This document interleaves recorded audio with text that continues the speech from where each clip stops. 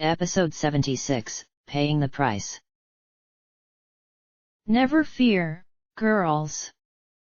We have each other. Glory is alive. Glory is alive. Of course she was alive. It was the engineering or the FADE shields or whatever. She was alive. She hadn't given up on me back when I had been stuck in the core. I hadn't given up on her. I'd find her, and then we'd something. Either we'd patch things up, or even if we didn't, I'd set her and Tenebra up for a long life of love and happiness. It'd take a little effort, a glass of wine. Maybe some romantic music. Maybe I should spike the wine with some whiskey, just to make sure it'd get done. Then she'd be alive and happy, and I'd be alive and happy, and then she could hold me while I broke down and let everything that had happened on the moon out. End. And why was everything shaking so much? The connection was broken by the intense rattling of the rocket. The windows were awash with flame, and I felt a pressure crushing me to my seat. What's going on? I yelled in panic, looking around for Scotch tape, my head difficult to turn. We're re-entering. That's what, she said from where she had wedged herself between the pilot's couches, struggling to lift her hooves as she manipulated the computer keeping us all alive. She was only able to squeeze in because of her small size, and it still looked painful, her head resting awkwardly on a part of the computer. We're aerobraking. I just gaped at this strange earth pony talk coming out of her mouth. She rolled her eyes. We're hitting the air of Equestria to help slow us down. Air. I goggled at her. Really, just being sent to the moon by magic was so much easier. We're traveling at speeds with more numbers than any sane being should be traveling, Scotch tape shouted, barely audible over the roaring, rattling, and banging. I don't know how it's holding together. We're going to be back on the ground in a few minutes. Though in how many pieces? She trailed off as she started to tap the terminal again, eyes narrowed in concentration. What are you doing? I thought this thing was supposed to take us back to the space center. I asked. An alarm sounded, and I yelped, "What's that?" I was pretty sure that panic in my voice was Princess Luna. I could handle smashing into the ground at insane speeds. It was taking us back to the space center, she said as tapped the controls. This damned thing was programmed to land the rocket right where it took off from, but now that would have the engines shut down in midair above a radioactive crater. The rocket gave a particularly strong shake. Should have thought of that earlier, she chided herself. It's okay, I said weakly. You were distracted. I'm trying to get it to set us down outside the crater, but it's not cooperating. And if I deviate too much, we'll crash or burn up in the atmosphere. Something else started beeping at her, and she swore loudly. I glanced over to see how Bastard was doing. He had strapped himself in next to a window filled with glowing red-pink flame. He lay on his back, hooves folded behind his head, eyes hidden behind his glasses as he calmly smoked a cigarette. The only hint of stress was a bead of sweat running down his temple. Is there anything I can do? I asked Scotch as the rocket bounced and rattled underneath me. Wait. Can you levitate my hooves and keep me steady? This is hard enough without feeling like I'm on my second Sparkle Cola binge of the day. I lifted her up, and for the longest minute ever we simply barreled down into the atmosphere. A tiny part of me was at once impressed and slightly irked that this earth pony contraption was accomplishing something that once had taken legendary magic to accomplish. Really, there were just some things gadgetry shouldn't be allowed to do. Finally, the roaring slackened to the noise of the engines, the shaking became a more steady vibration, and the pressure let up and left me feeling only a little bit heavier than usual. Scotch let out a relieved breath. Okay. We're through. We're in a stable powered descent, and I convinced the computer to set us down a safe distance from the crater.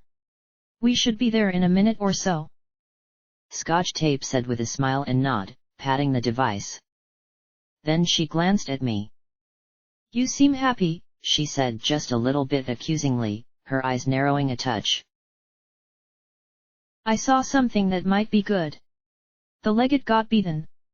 He's not dead, I think. But they broke loose the control box. I bit my lip. Oh. And you were right. Glory's alive. I saw her eyes widen and added, sorry. If I could, I would have saved them both. Would have brought Rampage with us. Would have done it all right when the fate of the world hadn't hung in the balance. Her eyes hardened a little, but she smiled. Sorry for what? I'm glad she's okay. Her jaw clenched and worked silently as she focused on extricating herself from between the pilot's couches. You don't have to apologize just because Dad died. It's okay. From her even, low tone, I doubted that. She segued immediately. They got the brood control interface away from the legate. I faked a smile. If we're lucky, that might turn the brood off for good. Oh. Good. She said. Then she frowned and trotted over to a window with a green glow on the other side. What's that? The rocket flew over the core. Or what was left of it. The dozens and dozens of towers now jutted out at all angles like an enormous bird's nest of black stone, silver girders, and blood-red meat. In the heart of it lay the Eater of Souls, a toroidal shape half invisible in the eye-twisting baleful green aura and sea of swirling, inward spiraling stars surrounding it. A great island of terrible light in the dark of the night. And it was screaming. I don't feel so good, Scotch Tape said as she fell back from the window, clutching her stomach. Blood immediately started to drip from her nostrils as she coughed and sputtered. Bastard also let out a grunt, shaking as the enervation washed over all three of us. Scotch Tape gagged, her green hide taking on a sickly, blotchy tone that I knew heralded a bloody death. I immediately pulled out the bottle of moonstone dust that I had collected on the moon and shook some of the powder into Scotch Tape's mane. Immediately, she stilled, breathing deeply and wiping the blood from her muzzle. Bastard got some next and gave a stiff nod of gratitude. The enervation's back, I muttered as I looked at that green glow. Can't say I missed it. Why now? Bastard asked with a frown, his sallow hide now speckled with growing bruises from his own brush with the deadly field. The legate needed Celestia 1. Every pony melting in the core would have been enough. He needed the Twilight Society to see thousands of ponies being torn to pieces by nightmarish monsters to get them to fire. If Whisper hadn't sung and rallied the refugees, it would have been thousands. Now that the Eater's up, it doesn't have to suppress its enervation anymore. That's going to be rough on every pony, especially the wounded. I said grimly. Well, Scotch said, glancing at a readout. We'll be landing. And the rocket exploded. Well, not exactly exploded. I was an expert on things exploding around me. There was a flash of brilliant green light through the middle of the cabin, and then with a wash of heat and noise the inside of the rocket was a lot more outside. The cabin had been sliced through diagonally, the beam just barely missing Scotch, who was now clinging desperately to what remained of the pilot's couch she had been standing by as she and Bastard fell away to the side with the top of the rocket. Next to me, my blank body was picked up by the howling wind and borne towards the edge. With my newly unobstructed view, I saw emerald anti-dragon beams sweeping up at us from the ruined towers of the core. I frantically unstrapped myself and, with a beat of my wings, threw myself towards the hole where the rest of the cabin had been, snagging my blank from the air as I passed.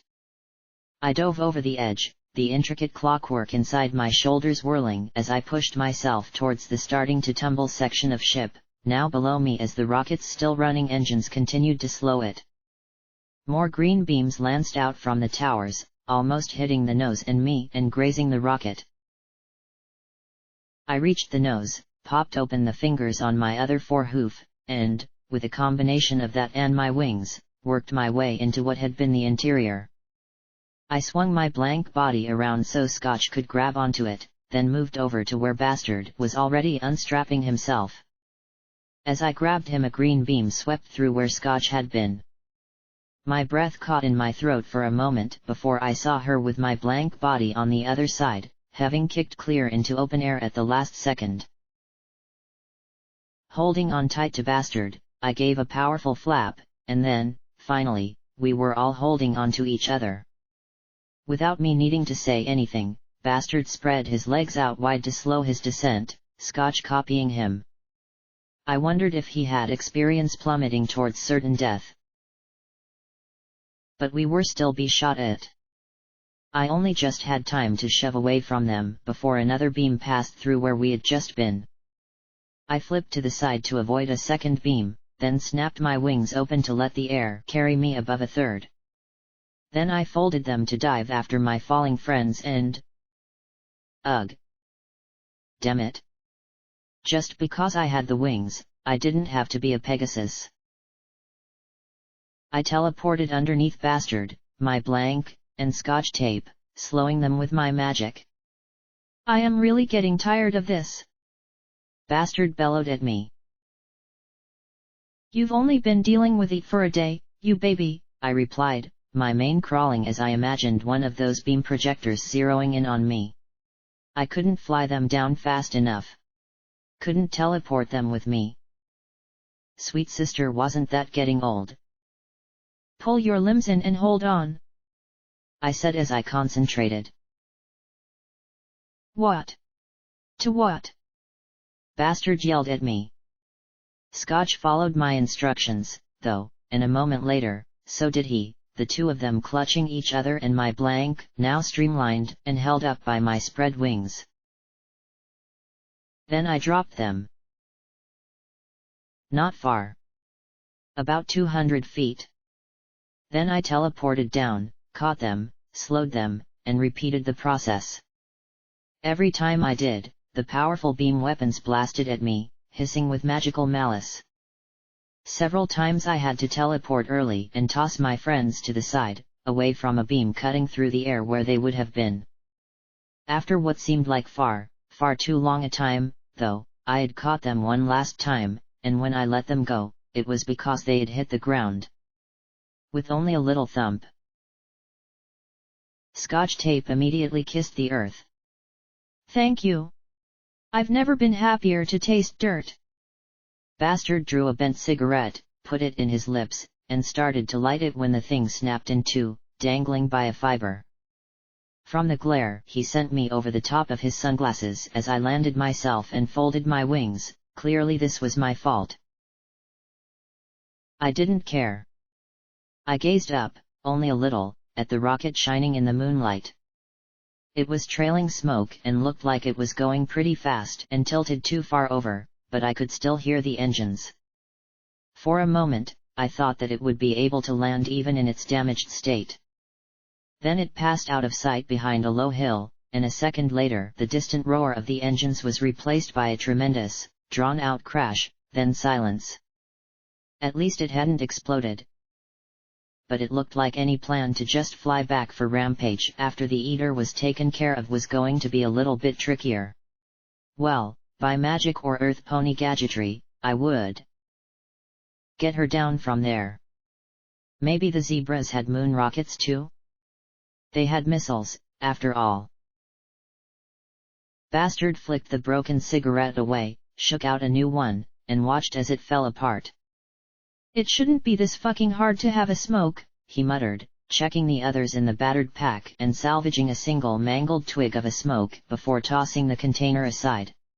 Where the hell are we? he muttered as he lit up. Scrapyard, Scotch answered, scrubbing at her ears with a hoof, her mane a wild blue tangle atop her head. Those piles of scrap metal everywhere are a dead giveaway. I checked my pip-buck map. Scrapyard wasn't that far from the collegiate. If Glory was anywhere, that's where she'd be. I turned on my broadcaster, checked the channels, and then took a moment to admire the way its design seemed to flow elegantly into the clockwork mechanics of my hoof. When we had a chance, I simply had to ask Snails or some pony what the heck was going on with this alicorn soul thing. This was just too cool and weird, and I really wished I had time to figure it all out. Was that a mainspring? Then I opened up a channel 2. Instantly, all three of us fell to the ground, screaming. The peal from my broadcaster made my head throb like it was about to explode, my vision filling with red. I smacked it against the ground repeatedly, and thankful both the screech and the agony cut off. We all lay there for a moment, breathing hard as the throbbing pressure in our skulls abated a little. Bastard summed it up perfectly as he lay on his back, pressing his hooves against his temples. I hate this place. I fucking hate this fucking place. Give me Philadelphian slavers. Give me pony-eating monsters in Trottingham. The bosses of Dice.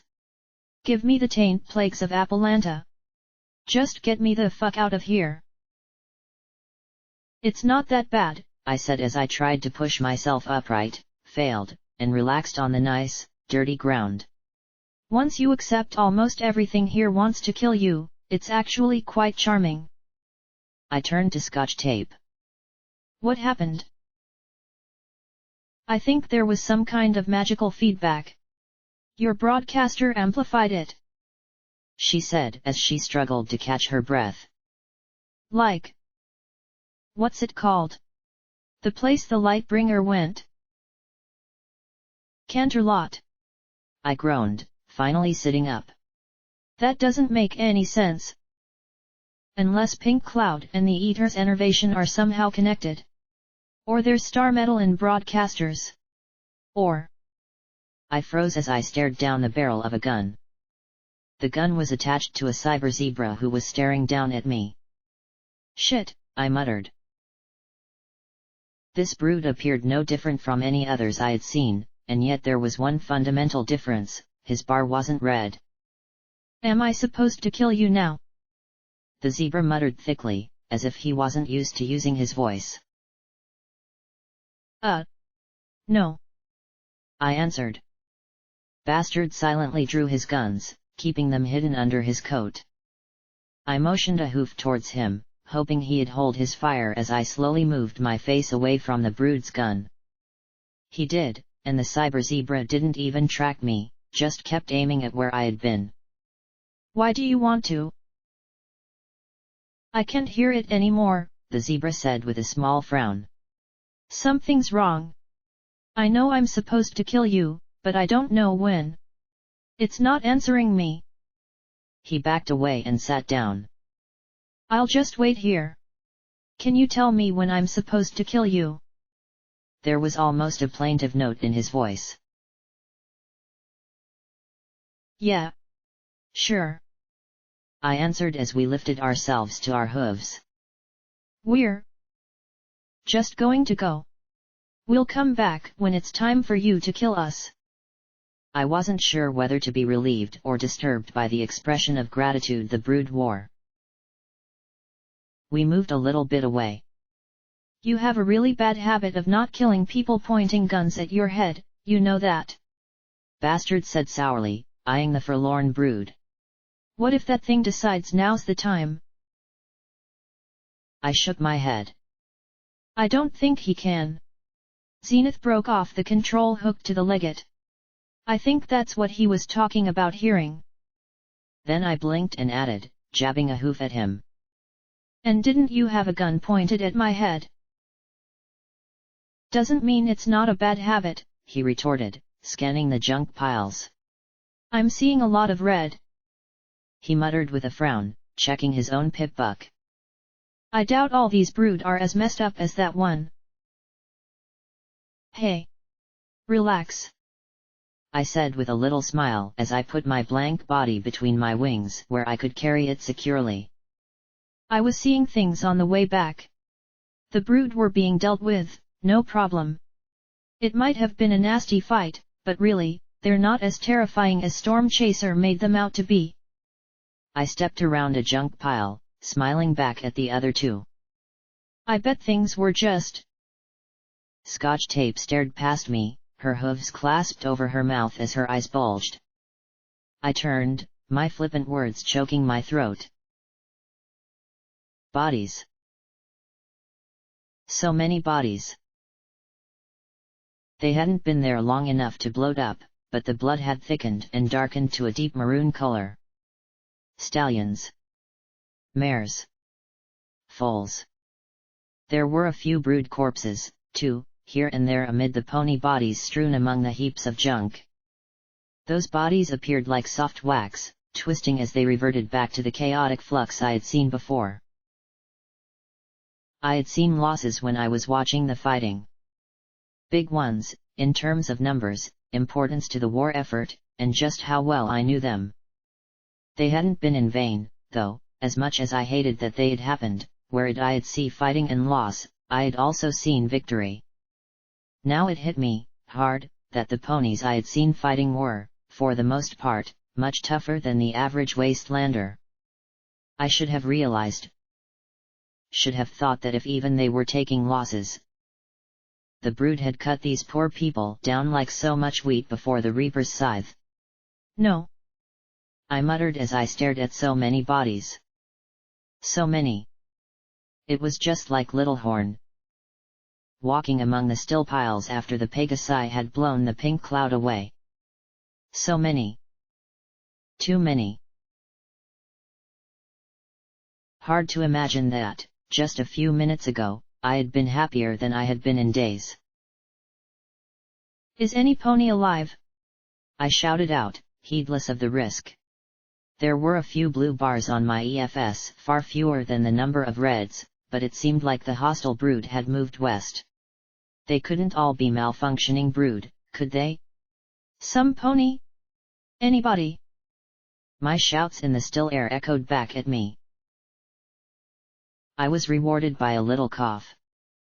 I ran towards it, my blank body flopping limply atop me. Bastard and Scotch Tape had to hop to avoid the brood bodies that were turning into sludgy flux. I could appreciate their caution. I had already fired Folly. Who knew that that was doing to my kids? I shoved that in an overflowing box marked Thoughts to Avoid. Overhead, an emerald line swept out across the countryside, drawing a line of explosions in the distance. Add that to the box as well. I tried to avoid a line of sight to the core if I could help it. Last thing I needed was a dragon-killing beam in the face. Despite the fact I was not nor would ever be the most graceful pony, I managed to avoid stepping on any of the scattered corpses as I homed in on the blue bar I thought I had heard the cough from. There, beneath two dead ghouls, something struggled. I carefully lifted them and stared down at a young pink earth pony mare Scotch's age with a blood-smeared mane and braces attached to little wheels on her hind legs. She opened one pink eye and stared up at me. Luna? She asked faintly. Not exactly, I replied. Where are you hit, boing? I asked, taking her pallid complexion and sweaty brow as a sign of injury aggravated by enervation. She winced as her eyes moved down towards her side. There was a hole in the leather belt holding the bracing frame to her barrel. It had been cinched tightly, and that pressure was likely the only thing keeping her from bleeding out. Not that it would save her from enervation worsening the wound. I had seen what that could do too often to think otherwise. I quickly whipped out my moonstone and sprinkled a little of the magic dust on her coat. She immediately relaxed a little. Do we have any healing potions? I asked Scotch and Bastard. The former shook her head while the latter scanned the junkyard for threats. I swear. One day I'm going to force some pony to teach me how to magically heal if it kills me. Blackjack. Boing slurred in a daze. You're alive? But you left us. Yeah, but you know the hoof, you can't escape it forever, I said as I lifted her from the ground. There was no way those wheels would roll over this many bodies, so I kept her levitated. After Bastard had used his healing magic to stop her immediate bleeding, I peered to the northwest. We need to get to the collegiate. Indeed. A filly piped up, and what once had been a brood corpse lying off to the side rose up and shimmered. The full-sized robot was visible for just 1 second before a hologram of a filly apple bloom appeared over it. Sorry for spyin'. Wanted to see if you were Blackjack or Mew hoo ha ha cognitum. She chuckled for a few seconds, but none of us shared her mirth. Her laughter trailed off, and she stared at us for a moment, her face frozen, then frowned. Sorry. I take it you're all that made it back. Yes, I replied, tensing at once. Before the robo-pony could press for details, I asked, what's between us and the collegiate? Oh, about 1,000 or so rabid brood, Applebot answered. The good news is they've become really disorganized in the last 15 minutes or so. Some aren't shooting at all, while others are killing each other. Of course, since the core rearranged itself to shoot beam weapons at us and the innervations back, things haven't been as good as one might hope.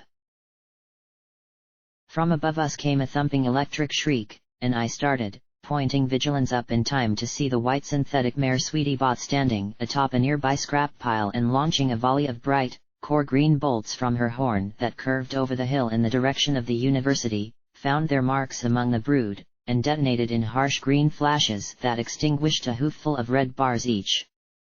A fusillade of bullets answered her as she ducked down behind the peak of the pile. Wow, she said brightly, that makes them really mad.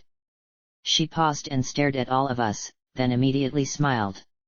Oh. Welcome back. How was the moon? Did you bring a souvenir? I was a touch taken back by her cheerful demeanor, not to mention her firepower, as I watched a whole slew of red bars moving ever more rapidly. Thanks. It could have been better. And unless you count a bottle of moonstone, no. Scotch Tape gave Sweetiebot a slightly uneasy half-smile. Nice. Have you always had that artillery in your horn? What can I say? Sweetiebot replied with a carefree shrug. My little horsey always loved mares of a higher caliber. That was terrible, Scotch replied. Indeed, Sweetiebot said, annoyed. My mandatory praise protocol escaped the purge command when Horse set me free. After that, I was glad when brood came surging around the heaps of scrap. Rather than moving nice and orderly as was usual for them, some ran while others walked. Some took cover while others sprayed bullets. A few didn't even attack at all, like the first one, and simply watched with uncertain expressions. Sadly, those were outnumbered 10-1 by the brood coming to kill us. Hate! A few shouted. Kill! Vigilance barked a few times, the heavy bullets knocking the brood back, but we were outnumbered at least 5-1. Bastard's silenced 10mm guns let out a stream of PFFTs as he precisely blasted the faces of the brood facing us even as he continued to smoke a cigarette. I normally charge for this, he grunted as he ejected one spent magazine and slapped another in with his magic. Scotch Tape picked up a dropped rifle, checked its chamber, and then used a fallen pony to brace herself as she fired at the brood. Oh. Don't worry about them, Applebot said with a smile. I reloaded, slipping into sats and sending a barrage of white moonbeam-like magic bullets into 4 brood. Why? I asked, wondering if the 2 smiling robots were malfunctioning. Because, Sweetiebot said merrily, and the massive heap of scrap she was standing on began to shake. Suddenly, an enormous mechanical thing erupted from the side, crushing at least a dozen brood in the process, then pulled to a halt to set its wheeled legs firmly on the ground and turn its Gatling beam gun and grenade machine gun on massive brood, some of which were now hesitating. Some pony had hastily slapped bright orange paint over its formerly rainbow hull and wonderglued an enormous purple wig to its head. We found a Scootaloo.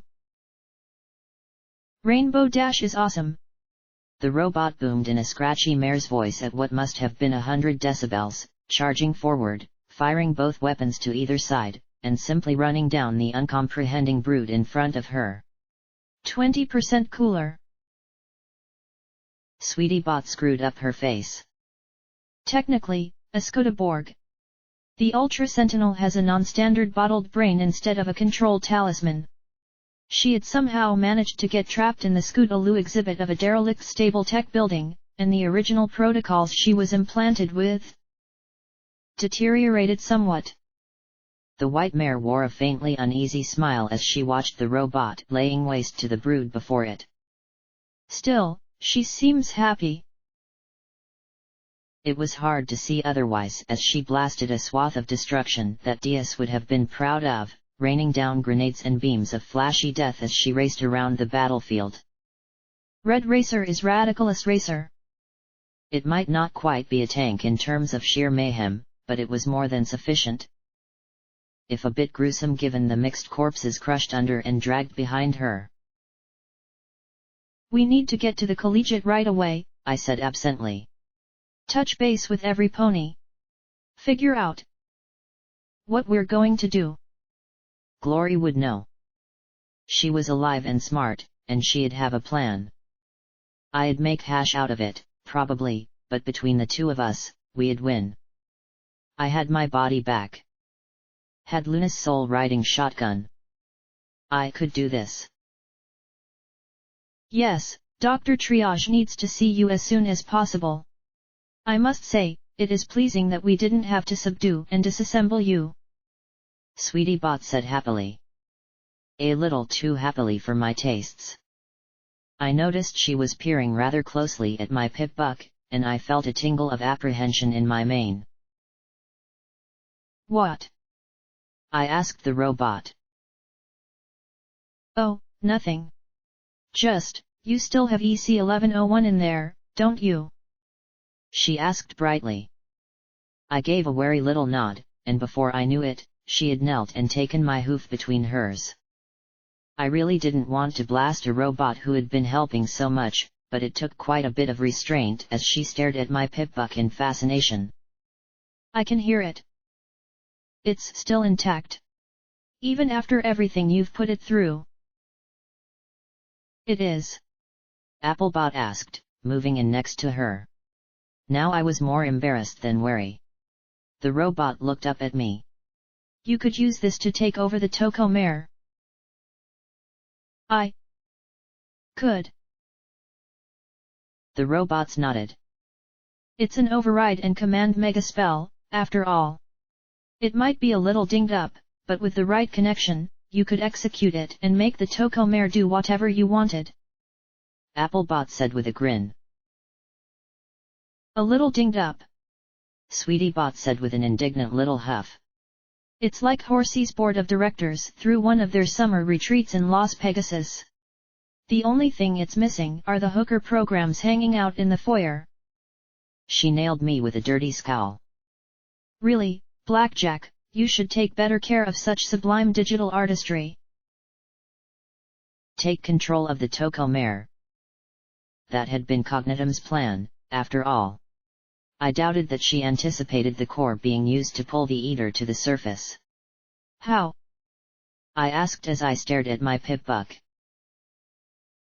Just hook it up to the Toko mare, which will link it to your pip-buck and through your pip-buck to you, Sweetie Bot explained. It'd be easy with a broadcaster. My broadcaster turns my brains to jelly right now, I countered. Scotch looked like she wanted to quip, but I preempted her. My brains are not, nor ever were, jelly to begin with. I received flatly skeptical stares from every pony except my blank.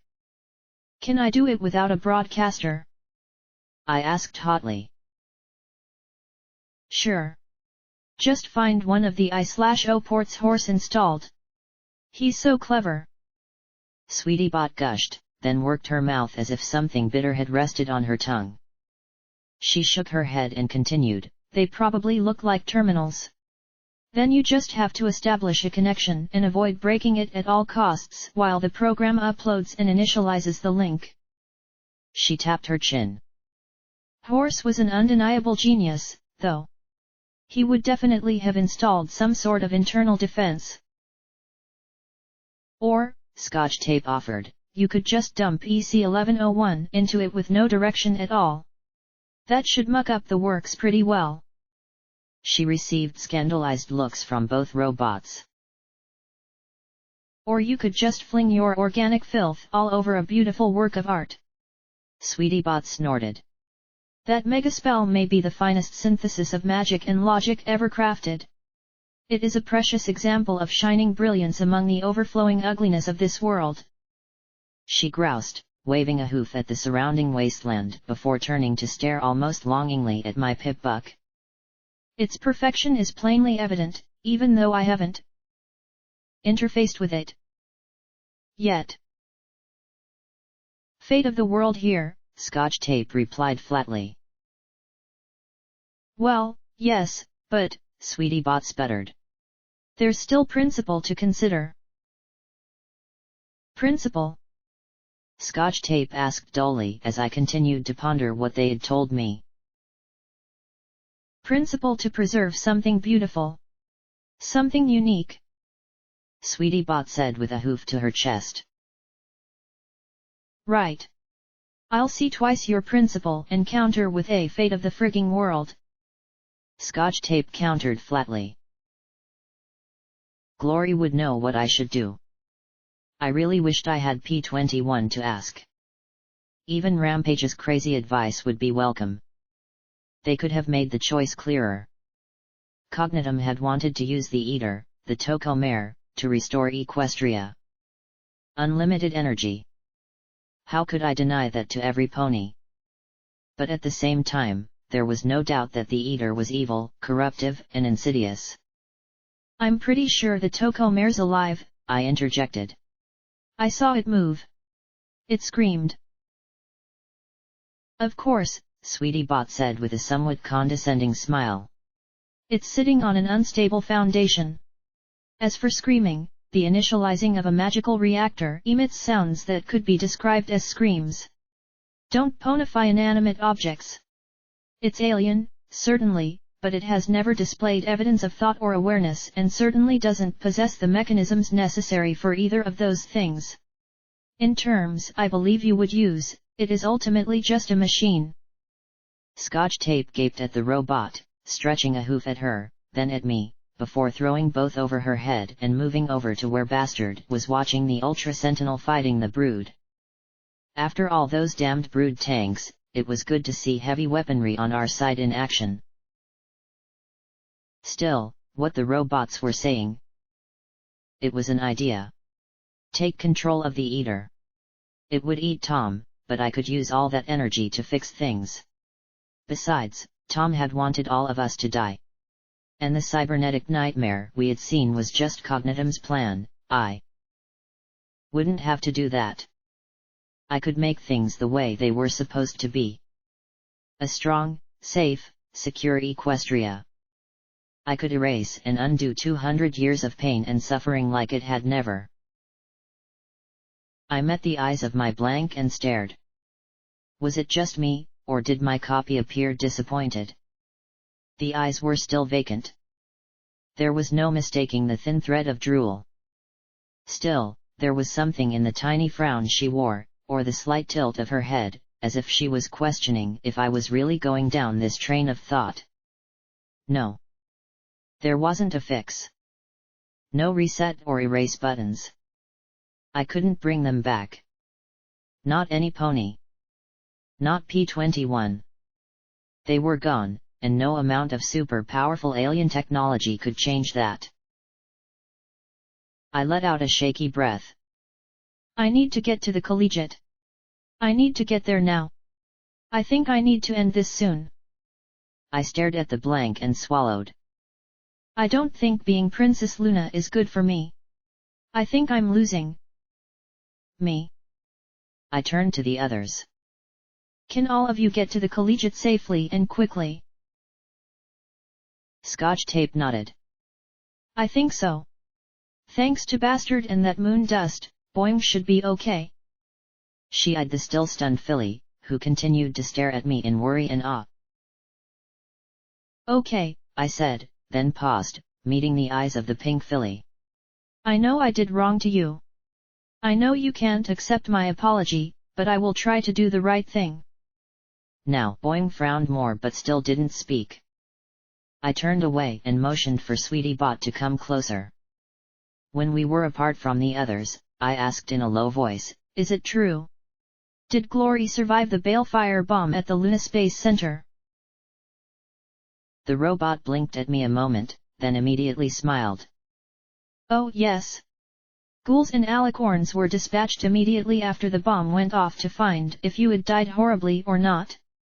They found Glory with some other ghouls and got everyone back to the collegiate right away.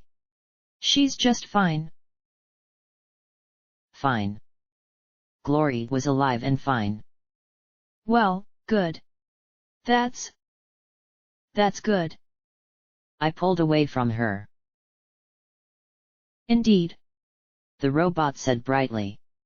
She's unquestionably alive and intact. That was all I needed. I cast my teleportation spell for the collegiate. And nearly had my head cut off by a great big flipping sword. I ducked as the bumper of a skywagon, battered flat and given a wicked, jagged edge whistled overhead. In barely a moment, the earth pony mare biting down on the end looped it around and brought it back in a diagonal slash. Hold still you brood bitch! The wielder shouted, quite a feat considering she had the hilt of the enormous weapon in her mouth. I started to teleport away, when the blue mare slammed her body into mine and knocked me to the ground. The mare twisted her head, the weapon dropping like a guillotine upon me. No! Another mare shouted, body slamming the sword's pony so the jagged edge bit into the ground next to my head. That's security, blue steel! The earth pony shouted, gesturing down at me. Then she blinked. At least, I think it is. Blackjack. I'm really tired of today, I said as I lay there, staring at the stars. Was it me, or had a new, bright blue mote been added since last I had looked? I turned to Bluebell, the earth pony Highlander. What are you doing here? Didn't you tell us we had to help out? Bluebell asked back. Be a part of the hoof. The beefy blue mare with the sword just snorted and trotted over to a barricade, heedless of the bullets pinging into her armor, which appeared to be sheets of plate metal hammered around her torso. That's my big sis. She ain't neighborly, like me. Bluebell offered me a hoof and helped pull me up. All our kin are underground, but Big Mama led our fighters here. Those alicorns popped us here, and we've been helping with the fight. I finally had a chance to see what was going on. The university had become the final line. For the first time in 2 centuries, the place seemed as crowded as a university should be. Ponies were everywhere, most of them wounded and sickly. There were shooters atop the roofs, firing down at the attackers outside. Bat ponies. Zebras. Gangers. Scholars. In his effort to exterminate all of us, the legate had caused the entire hoof to unite in a desperate bid for survival. Whether it was zebras brewing up herbal remedies, burners tossing firebombs to Pegasi and bat ponies, flashers strafing with beam weapons, or ponies getting what ammo remained to the fighters, no pony was fighting with each other. Things might be desperate, but right here, right now, there was no wasteland. The sky exploded in a flash of baleful green as one of the anti-dragon beams blasted at the settlement. The searing beam of disintegration impacted against a shimmery white shield that flashed up a moment before impact. Sparks arced out in all directions as ponies cried out and shielded their eyes, but in moments the beam died, and the shield disappeared. I gaped at Bluebell, and she said with a small smile, "One of those FADE shield thingies. Arena's got one too." Then her smile disappeared. "Oh. What?" I asked with a matching frown, but I soon realized the cause of her distress. I had once seen a pony big enough to pull a train. This mare wasn't that gigantic, but she definitely came in second. She could have stared down Big Macintosh. Her fetlocks and mane were particularly shaggy, and she wore armor composed of tractor tires and plates of metal chained to her massive frame. She carried a thick chain about her neck with an engine block attached to it. "Oh. You!" she bellowed as she stomped right up to me. "You're that security, eh?" She lowered her head to look me in the eye. "Where's that no good stripe-lickin' husband o' mine? You tell me which rock he's hiding under right now." I just wanted to see Glory. Why wasn't she on the battlefield with the rest of the Pegasi? "I'm sorry. Big Mama." "Big? Are you callin' me fat?" She roared inches from my face, making my wavy mane stand stiffly back from my scalp as if glued in place by her rank breath. "You's 'cause some o' us mares don't have skanky skinny bodies you can twist in a pretzel don't mean we're fat. I'm big-boned. And don't you forget it." "No. Big as in charge. Not fat," Bluebell said in a rush. She leaned towards me and murmured, "Mama's been sensitive about her weight ever since Big Daddy ran off with a no-good striped tramp.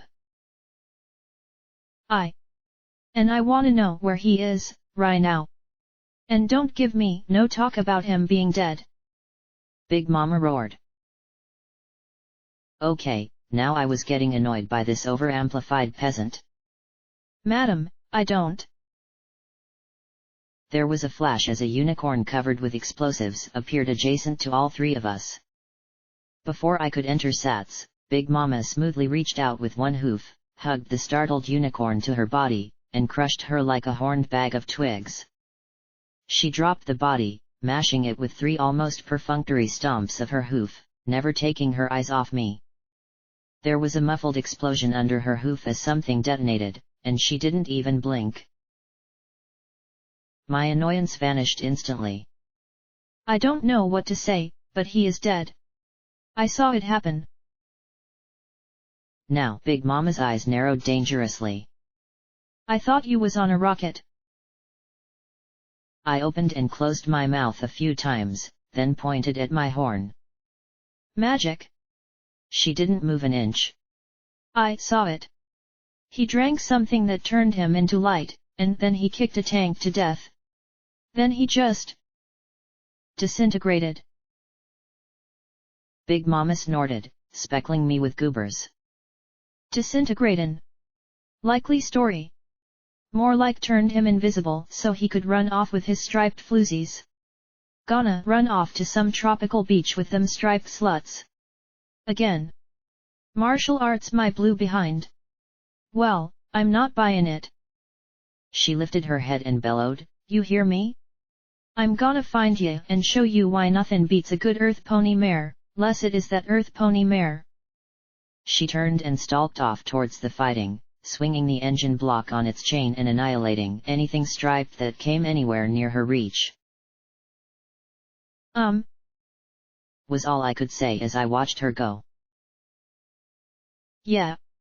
Mama's got some Clydesdale in her. I feel right sorry for Daddy when she catches up with him." Bluebell replied. She pulled a rag out and passed it to me, and I wiped away the foulness she had speckled me with. "He really is dead. I saw it," I said with a worried little frown. She gave a shrug. "Maybe. But he's faked his death before. Minced, blown up, incinerated. One time we showed up late to a fight and all anyone would say was that he had been hit by some sort of alien ray. Left behind a life-size statue made entirely out of sugar apple bombs. Dem thing was delicious." I gaped at her silently, and she grinned and pushed on. So yeah, all I'm saying is, if there ain't no corpse, you probably shouldn't be getting your hopes up. He faked his death, I struggled to say. She nodded with smile. Anytime he wanted to get away from Big Mama, actually. She always takes him back. Gotta wear earplugs when that happens, though. They make the earth move when they're runnin'. I spent a moment trying to. It had to be like humping a cave. Arg, never mind that. Look, I need to find Glory. And General Storm Chaser. And Velvet Remedy. But first Glory. She blinked at me a moment, and I added, feeling a little frazzled, Grey Pegasus who came with me. Survivor taken from the Luna Space Center. Bluebell just shrugged. No idea. We're busy fightin'. Reckon she'd be in the hospital or somethin'. Then Bluebell leaned over, peering past me. And? You have another problem. My mane crawled as I felt it. How many? I asked, my voice dropping to a whisper. All of them, she answered. I turned and saw she was right. Every pony in the university's quad stared right at me, murmuring. In every eye was something different. Awe. Anger. Fear. Desire. Even sadness. The one thing they all had in common was that they expected something of me, some nameless thing that only I could provide, but neither of us knew what it could be. My mouth instantly dried as I absently wiped away a huge gob of snot hanging from my ear. I knew I should stand proudly before them, like Sister had, but all I wanted to do was run and hide. When they slept, I'd find ways to help them all one by one. No pony would be hurt. No pony would be banished to the moon. Unfortunately, I seemed to have been robbed of my ability to speak. Bluebell took the rag, spat on it, and wiped away some lingering blemish on my cheek. Well, good luck. I'd rather take on the cybernetic hordes. Take me with you, I whimpered as she left. Then I lifted my head as proudly as I could.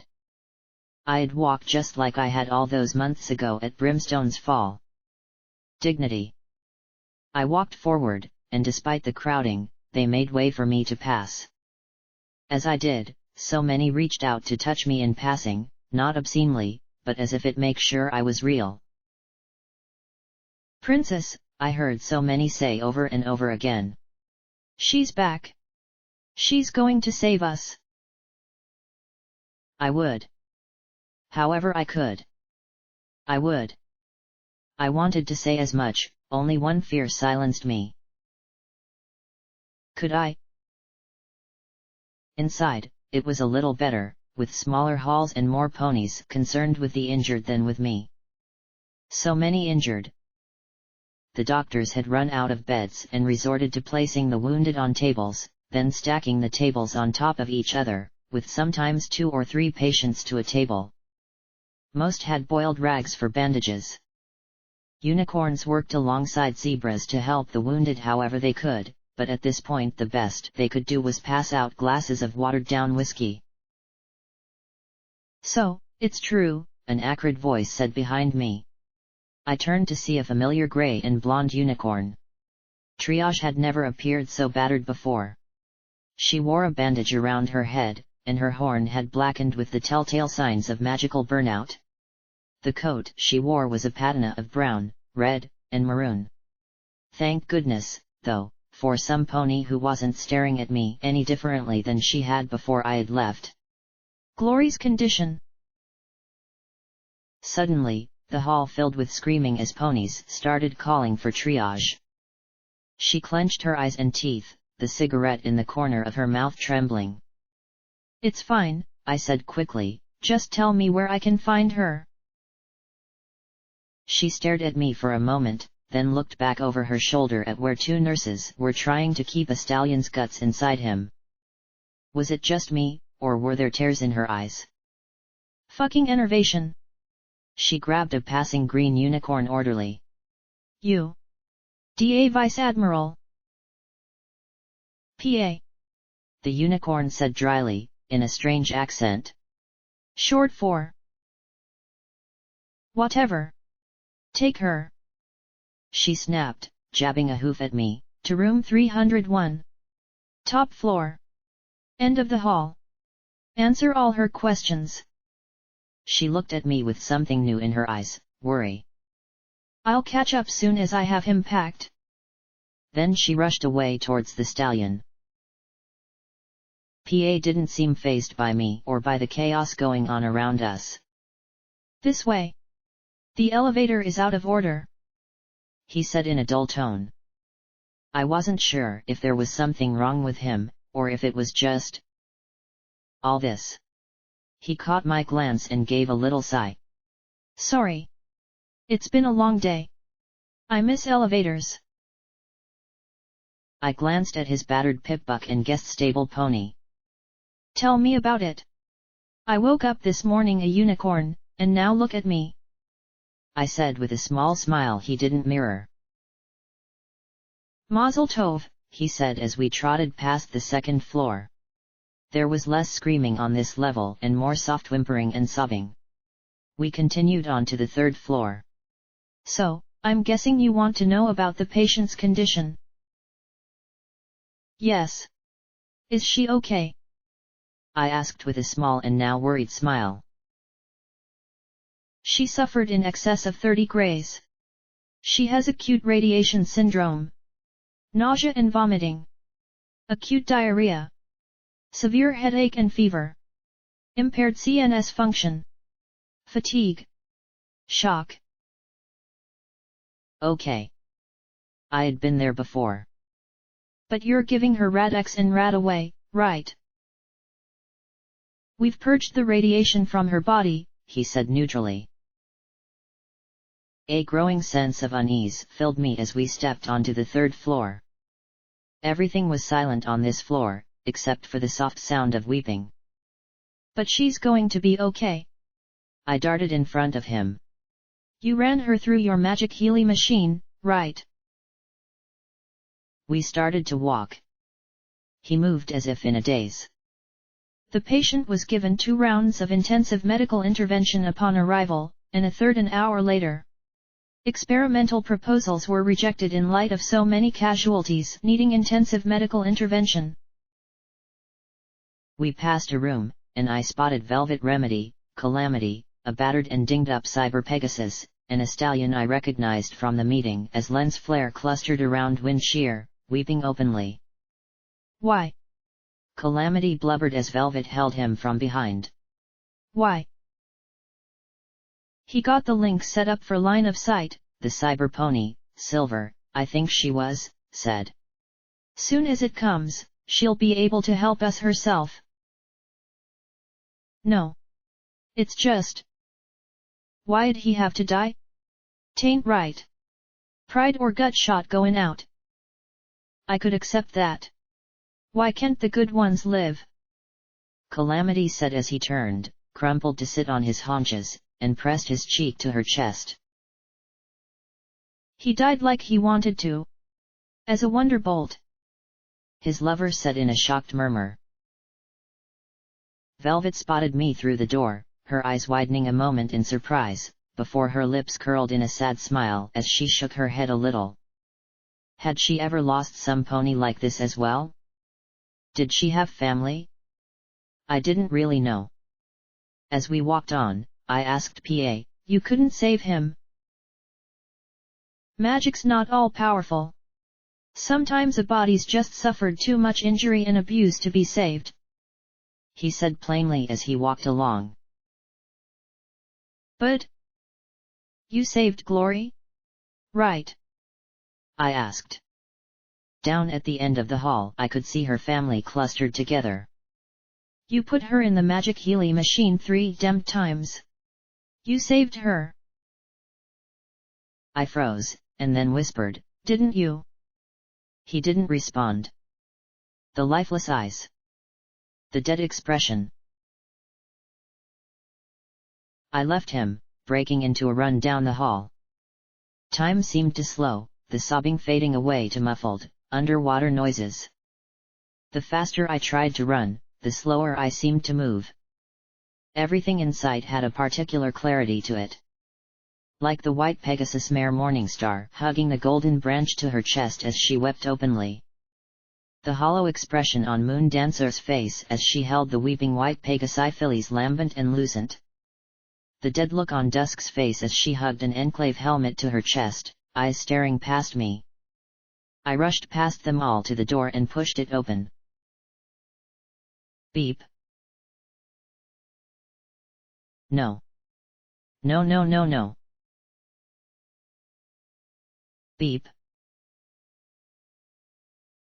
The dingy little room was barely large enough for the bed, which was far too large for the shriveled occupant that lay on it. Everything was bandaged. Everything. Only the purple strands of mane scattered around the pillow gave any identity to the occupant.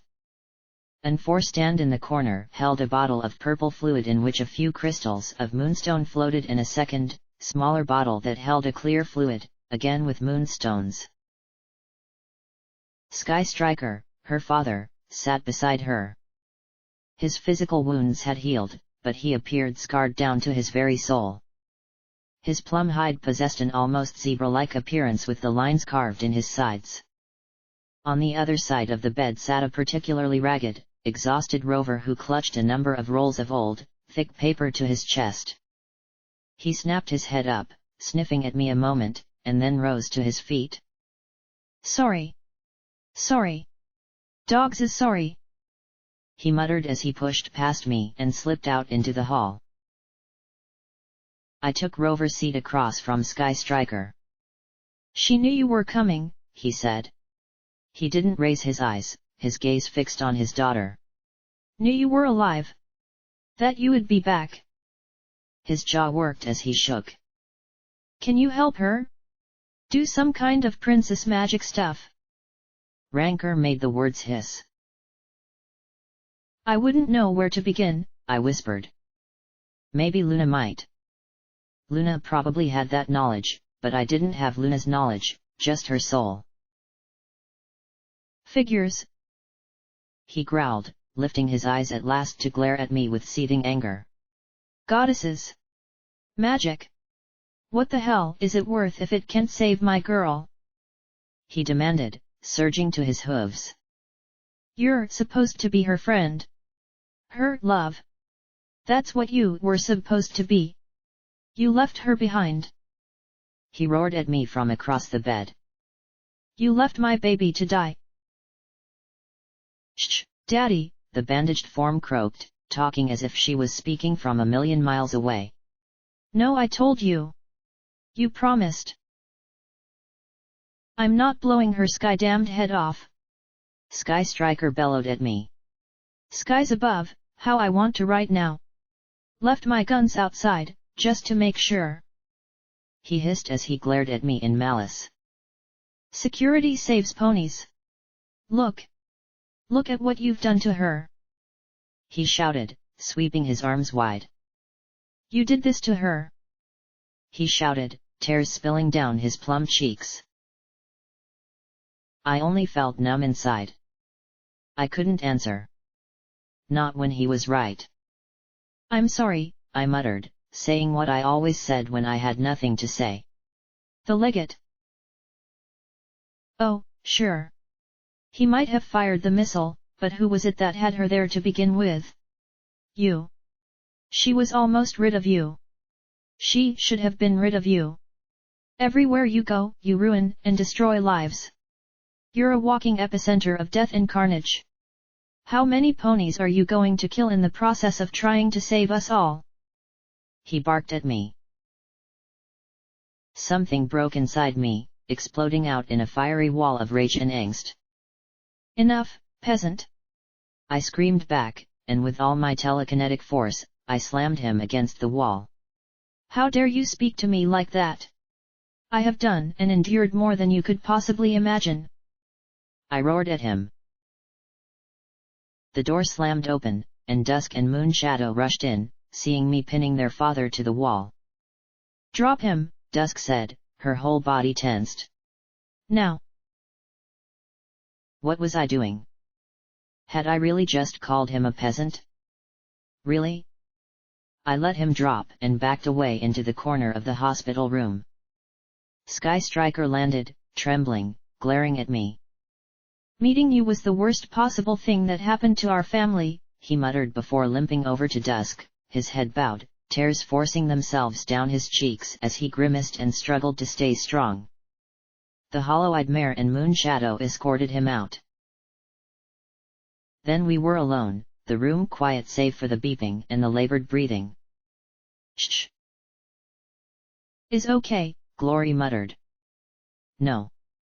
No, it wasn't. This was not okay. Whatever word was the exact opposite of okay was this. For 15 beeps, all I could do was sniff. After 30, I reached out a hoof and touched her leg, withdrawing it when she groaned. 15 more, and I touched her bandaged cheek. No groan. The door opened, and in walked Triage. "Today makes me pine for my fucking residency," she said sourly as she closed the door. On her back she carried a tray of syringes loaded with a strange white fluid. "All right. Time to violate my oath," she said as she carefully took one of the hypodermics in her hooves. She paused and smirked at me. "Did you really just call some pony a peasant?" "It just slipped out," I said lamely, disarmed by the awkwardness as she prepared the needle. "Wait. What are you doing?" I demanded, and she paused and glared at me flatly. "Is that going to help?" "It's going to help her talk more coherently, as per her request." She squeezed out the air of the needle with her lips and then carefully stuck it into the fore intake. "It's a zebra concoction we've been using with her," she said around the handle as she manipulated it with her mouth to inject it into the fluid-filled hose. "It's supposed to stimulate her fucking voodoo medicine, but at this point they're saving more lives than I am. Why haven't you helped her?" I asked as she returned the syringe to the tray. The expression she wore matched Sky Striker's, and then she smiled as she narrowed her eyes for a fight. Just then, though, the door banged open. "Triage!" shouted the unicorn stallion who had escorted me up here. "Come quick! I think she's going to kill her." Triage's eyebrow twitched. "Fill in some of those pronouns so I can know if I should care. I'm dealing with Blackjack at the moment." "The General and Velvet Remedy," he answered as I gaped from one to the other. "Well, that's more interesting than some possible combinations," Triage answered, passing the tray to him. "I'll be right back, Blackjack. That stuff takes 2 or 3 minutes to work," she said as she trotted out. "But wait!" I shouted after her, but they were already out the door. You have to help her." Again we were left alone. Then Glory started to moan, and I hovered over her in alarm. "It's okay," she murmured before I could teleport away and force Triage back at gunpoint. "It just really hurts right now," she continued, her voice growing more coherent. "Go ahead and say it," she said, and was it just me, or did the bandaged corner of her lip curl? I bit my lip, choked, and finally whispered, "I failed." That was it. That was the truth of it. "No, you didn't," she murmured after a moment. "Yes, I did," I said, tears burning in my eyes as I struggled to speak. "I failed to stop Cognitum when it counted. I failed to save P21 so he could be a father. I failed to kill Rampage like she wanted. Failed to save Lakunai from going away. I failed to save so many ponies. So many ponies are dead because I didn't stop the damned launch. Because I didn't do more or be smarter. I failed to make anything better. I haven't helped any pony. I can't save any pony. I gushed. I can't save you. I have an alicorn soul inside me, and I still can't think of some way to just make all this not be happening. Hush, she said, and so I did. I'm the only one allowed to hurt you, remember? So stop beating yourself up, Blackjack. She took a few deep breaths as the machine beeped on. I'm sorry P-21 died. I'm sorry you had to leave Rampage behind. I wish I could do more to help than just lie here, dying. She struggled to keep speaking, and I remained silent as she continued, her sentences broken and strained with pain. I wanted to help like you did. Doing those things to help others. But helping hurts, especially if the help is needed. It hurts to need help, knowing that without it, you aren't going to make it. Everything hurts. But that's life. Life should be more than just suffering, I hissed, bitterly, and she gasped and shuddered. What's going on? I asked in alarm, and the beeping rapidly increased as she writhed a little, red patches blooming on her bandages.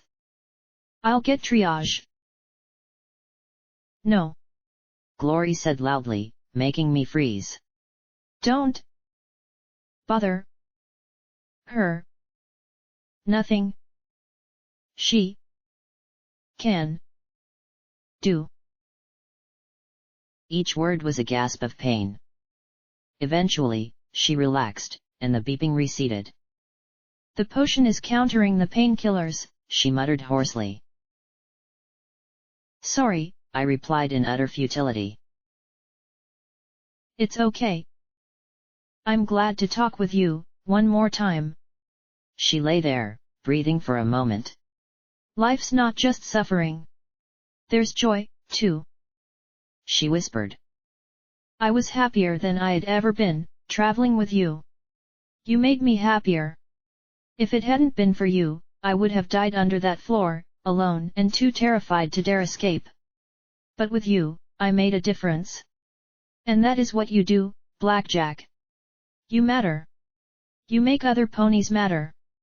There's nothing more precious than to matter to another person. You shouldn't be like this, I stammered. They should have healed you. They should have done something. They did, Triage said behind me, my hackles rising at once. I turned my head, watching her casually enter. Those two. Fuck. She said as she shook her head, then went on. Didn't PA tell you we put her in the pod 3 times? She closed the door behind her. That's 2 more times than I gave any pony else. How am I doing? Glory whispered. You tell me, she answered. Pretty lousy. I'm disoriented, with a fever around. I'm guessing 40. Glory murmured. Good thing Blackjack missed the whole vomiting and diarrhea stage, huh? Yeah. And the whole necrosis of the epidermis. Abrading the burns. She'd have been just like your old man, screaming about saving you. Like, duh, what do they think we're doing? Triage said as she tapped the bottles. How's the moon dust? Surprisingly addictive. I think I'm hooked. Glory said, her lip curling. Oh dear. You should add possible drug addiction to my file. I'll put it under the severe damage to your peripheral nervous system, your ataxia, and your seizures, Triage replied, not reaching for the chart. Then she slumped down in the seat Sky Striker had vacated. There must be something you can do, I muttered, horrified at their levity. Triage glared at me sourly. Oh, yippee. Let's have this argument yet again, shall we? No. There isn't anything I can do that I haven't done already. I was able to stabilize her, but she had soaked up about triple the lethal dose of radiation by the time she got here. All the radaway we pumped into her didn't do anything for the damage the radiation had already caused. A stasis pod, I muttered, thinking about Sky Striker. The ones in the Fluttershy Medical Center are gone. The one left in the megastable was converted into a torture device. She leaned back and sighed. If the Twilight Society could help, they're not saying, and besides, soon as the enervation came back, all the alicorns screamed and bolted, save one. So there's no way to do a long-distance teleport, even if there were some place that could help. She slumped in the chair. And if you're counting on ghoulification, sorry. We don't know why some ponies become ghouls and others don't. And if you think I'm going to try and induce ghoulification, you can go fuck yourself. A healing talisman, I suggested. Done. Took one out of a brood and put it in after Glory's first jaunt through the pod. Triage said brightly. Problem is that a healing talisman restores a pony to a set healthy medical state, otherwise it'd run constantly, healing healthy tissue and probably causing cancer. And I don't have that state recorded for Glory. The talisman kept her from kicking off, but it can only heal so much, and she's under huge strain as it is. Her immune system is gone. If we weren't giving her Moonstone for pain management before the enervation hit, she would have died soon as it came back. The doctor waved a hoof absently. Her body's too extensively damaged for cybernetics. Even if we had the time and materials, which we don't, we'd have to stick her brain in a robot at least and likely have to transfer her mind into a computer completely. I won't do that again. She stated firmly, glaring into my eyes with the message it wasn't open for debate. Then she went on, and as for a blank Glory, like Morningstar wanted, that would require us cloning her limb by limb with that golden twig, sewing it all together, moving her mind or brain, and then having some necropony move her soul around. And apparently Snips was the one who did the cutting, by the way. So why didn't you try? I asked, angrily. Because I've got 500 other patients to juggle around one healing machine that's way past its warranty. That's why. Triage said, roused by her anger and jabbing her hoof at me. And if you don't fucking like it, tough. It's my job, and I've already wasted tons of resources just keeping her alive this long. So go ahead and say I'm killing her or letting her die or whatever else you need to say. People die, and I'm just an air dock way over her damned head here. For the first time, the mask slipped, and there were tears in her eyes as well. She had to be just as frustrated as I was. How many others had demanded this of her? Save my loved one, please. I wanted to be bitter and selfish, but I knew exactly what she felt. I'm sorry, Triage, I said at last, hollowly. Thank you for your help. No problem, she answered tiredly. I just wanted to make sure you weren't doing anything dangerous.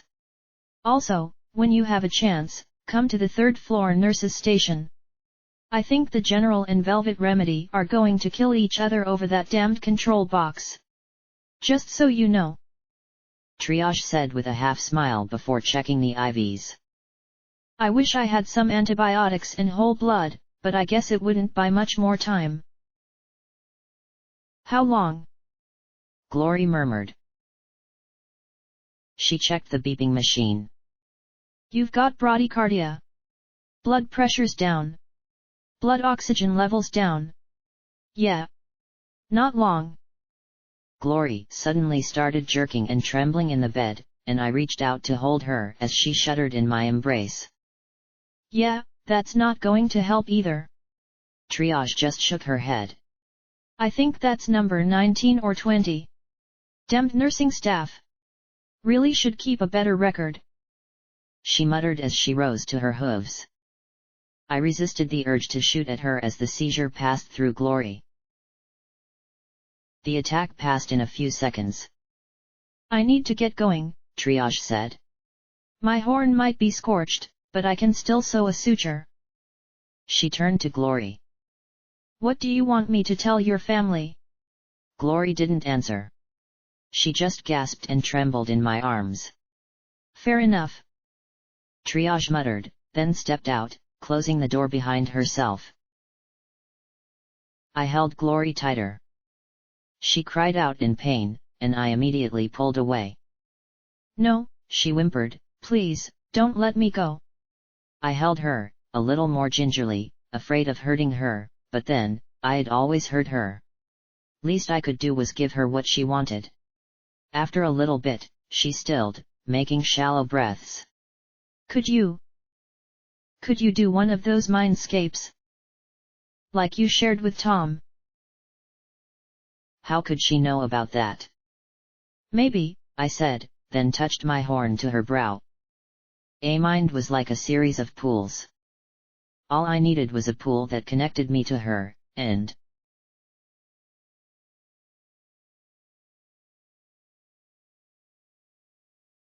oh, now this is better, Glory said as she sat on a cloud next to me. Just me. No wings. No armor. No alicorn soul. Just me. We looked out at the sun as it lay frozen on the horizon. I sat beside her, legs curled around her waist as I pressed my face to her neck and wept. Shh! She said softly as she rubbed my mane with a beautiful grey wing. It's okay. It's not okay. Stop saying that. I snapped at her, then immediately regretted it. It's okay to be upset, Blackjack. I've been where you are, and I know what you're feeling.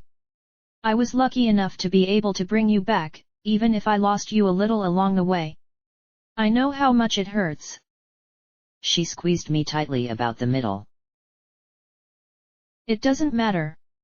I failed. I failed to stop Horizons from going off. And while I have one way that might save every pony, I'm not sure it will work.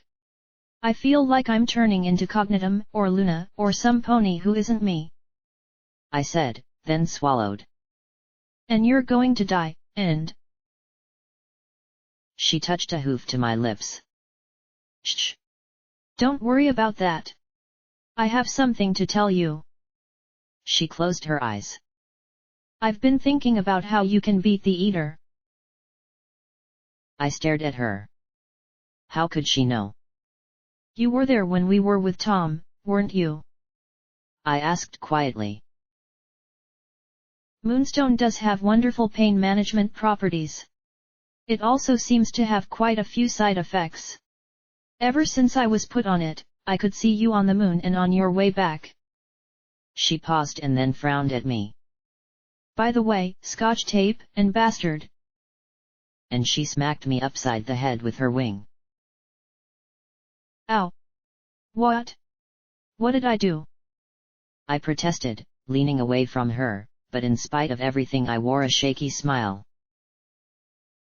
What did you? Ooh. She rubbed her brow and then sighed. Just because something was okay in '99 doesn't mean it's okay out here. A grown stallion and a filly. Not a filly, I interrupted her, and that seemed to surprise her. Not anymore. She's a young mare now, and if that's what she wanted to do, then so be it. I relaxed a little too. Besides, having done it, I don't think she's going to try the blackjack recovery method again soon. Glory just sighed and nuzzled my neck. We only have this moment together, and I'm criticizing you. She sniffed wetly. I'm sorry, Blackjack. I wish things could have been different between us. I wish I could have found some way to make it work. She sniffed again. I lied about not loving you. I knew you would be better off with him. Happier. I thought that if I just stepped aside, things would be better. She sniffed and shook her head. I messed everything up. It's not your fault, I assured her. It was me. I'm the one who messed. She pressed her wing to my lips, gazing up at me, her purple eyes awash with tears. Let others take some of the blame, for once, she said as she sniffed once more, and she smiled as water ran along her cheeks. If I had been more mature, more patient, more understanding. Shh, I said, and kissed her to cut off the babble of self-recrimination. I love you, Glory. I always will. Let's not spend this time stuck on the parts that didn't work. She pulled away to gaze into my eyes, and leaned in, giving me the most wonderful sensation I had experienced my whole life as our lips met. Fire and silk and wonderful joy and bitter regret all clashed in that moment. I'd have kissed her forever, just like that, if I could. And when we broke away, it was simply so we could look in each other's eyes. If only. And because this was a dream, if only rolled out before us like a fog bank. There were P21 and I, and there were our children. It was kind of hard to tell if they were boys or girls, but one was an earth pony and the other a unicorn. And there was an older Scotch tape, watching them, teaching them how to make a BB gun with a switchblade spring, and taking them out to shoot at rad roaches. P21 and I went to see an older, slightly worn Glory and Tenebra, the former in a lab jacket doing something to make the wasteland better, the later holding her with a contented expression like I imagined I wore now. Rampage trotted in with Glory's sisters riding on her back while Lakunai stood off, watching it all with a wistful smile. It was good. A good life. No more. No less. Than any of us deserved. But some ponies didn't get that, and the image faded to lingering mist. Neither one of us spoke as I struggled to burn that now absent image into my mind forever. That's... Glory said with a smile, wiping away the tears with the back of her fetlock. That was nice. Thank you. She murmured. Then she sighed, sniffed, and stared at me with more than the image of a family together in her eyes. But I need to talk to you. I have a way you can beat the Eater. I leaned towards her, meeting her gaze with my own. She had a plan. Of course she did. Glory flushed a little and turned out to the clouds covering the valley. I had the idea after I saw the vision Tom gave us. Punching through the cloud layer, the shimmery fields stretched out to catch Tom. The image froze at that moment, Tom hovering in the midst of the pale white magic. It has to do with the FADE shields. The Eater plans to use them to keep Tom at bay long enough to devour him. But if we drop the shields, Horizons finishes as it was designed to. Every pony dies. I countered with a little frown. Yes, but what if we only took down half the shields? Glory asked with a smug smile. Huh? I blinked. And that won't just kill half of us. The air between her outstretched hooves shimmered, and a glowing white shape coalesced. It was a thick ring with hundreds of pairs of little rib-like branches sprouting from its inner and outer edges, the inner ones curving clockwise, the outer counterclockwise, and both sets curling up and back down to form two coplanar and coaxial toruses, little knobs and bobs scattered here and there on the main structure at, as far as I could tell, random. This is the Toko mare. How? I gaped at it. Rover. He's had the blueprints on the wall of this workroom for 2 centuries. Glory said as she smiled at the white shape. The rest of it I got from the vision. There's quite a bit of guesswork too, but I think I have the most important parts. The geometry of the FADE shields. The ring shrunk, and the nest of buildings appeared around it. With this close view, I could see that dozens of diagonal skyscrapers, conjoined at their bases and pointing out, were supporting the web of wire on which the Eater rested. The 6 largest supports were actually multiple buildings merged together, and their broken tops glowed bright blue. The shield generators that defended the city were on the roofs of the skyscrapers in the center of the core, designed to form a hexagonal pyramid to. She caught my hapless, loving smile and flushed. Well, in this arrangement, they'll form the walls of the chute that will guide Tom straight to the eater. She pointed a wing at the Toko mare's thick main ring. 6 points on it lit up. These points are the generators that will form the aperture to hold the stone in place while the eater feeds. From those 6 points, smaller, thinner fields radiated out, forming a cup at the base of the chute with a tiny hole in the middle. You have to disable those 6 before Tom hits. What happens if I do? I asked as I stared at the diagram. A tiny Tom flew down the chute as the cup disappeared. It hit the Toko mare, and a fountain of light gushed back up the chute like a shotgun blast. Glory slumped against me, nuzzling my chest. The main FADE shields should funnel the majority of the energy off into space. Not all. I imagine what's left of the core will be quite molten, if it's not vaporized completely, but the world should be safe. I stared at the image as it disappeared. The sun was now just a sliver above the horizon. How am I going to get there? There are anti-dragon beams blasting anything that moves. She gave a wan smile. Underground. Rover's group and the cyber dogs seem to have bonded quite well. They mapped out a train route through the red tunnels. They were reinforced enough to survive the shifting of the city. He's getting a rail car ready. You'll come up underneath, right in the middle of the eater. She closed her eyes.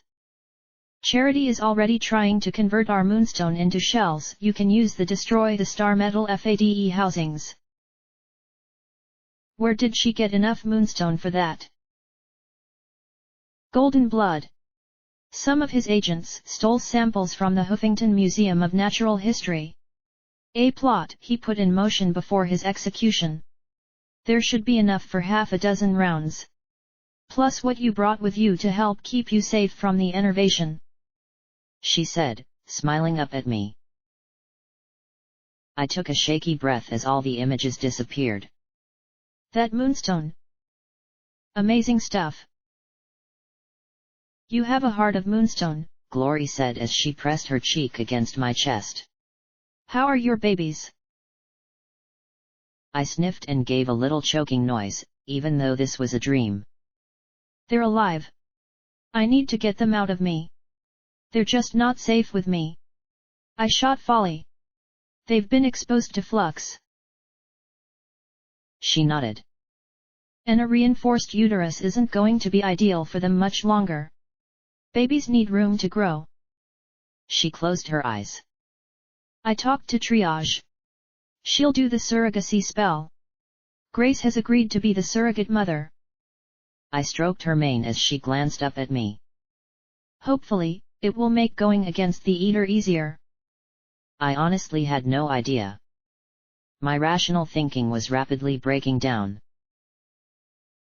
Glory seemed to be aware of this too as the sun slipped below the mountains, the clouds taking on rich red and purple hues. Her voice was soft as a feather brush. You have to take out the internal FADE shields before they go up. Once a FADE shield is active, it sucks energy from whatever is hitting it and uses it to sustain the magic. They're greedy power drains, though. Glory. I murmured. There's so much to do. So much that has to go right. She said as she struggled to lift herself, and couldn't. I stroked her mane, much as I remembered her stroking mine a lifetime ago back on the ocean. My family. Dusk. Father. Moonshadow. The twins. The Thunderhead survivors. The core. You. She lifted her face to mine, tears coursing down her chin. I kissed her tears away, my own flowing down my cheeks. Shh. I'll take care of it. Then we'll be together. I murmured as I held her tight. But she stiffened in my embrace and pulled away. Her eyes shimmered in pain as she brushed my mane out of mine and said in a thick voice. You have to live. I swallowed, not trusting my voice as I held her tightly again, making little mewling noises in the back of my throat. You have to go into this fight wanting to live, Blackjack. I struggled to answer, my throat seizing up as I rubbed her mane, my tears dripping on her neck. I don't know if I can, I gasped between snotty sniffs as the light and colors dwindled away. Life. It just seems so worthless. I clutched her as if my life depended upon it. How can I live when everyone I love has been taken from me? Over and over. Again and again. It's just too damn much. Shh, she said, her cheek against my chest. It'll be okay. Life can be hard, and painful, and lonely. But it can also be wonderful, if given the chance. She said, her voice becoming more and more indistinct as the light passed away. Live, Blackjack. Live. And make it better. The last shreds of light vanished from the sky, till nothing remained. Nothing at all.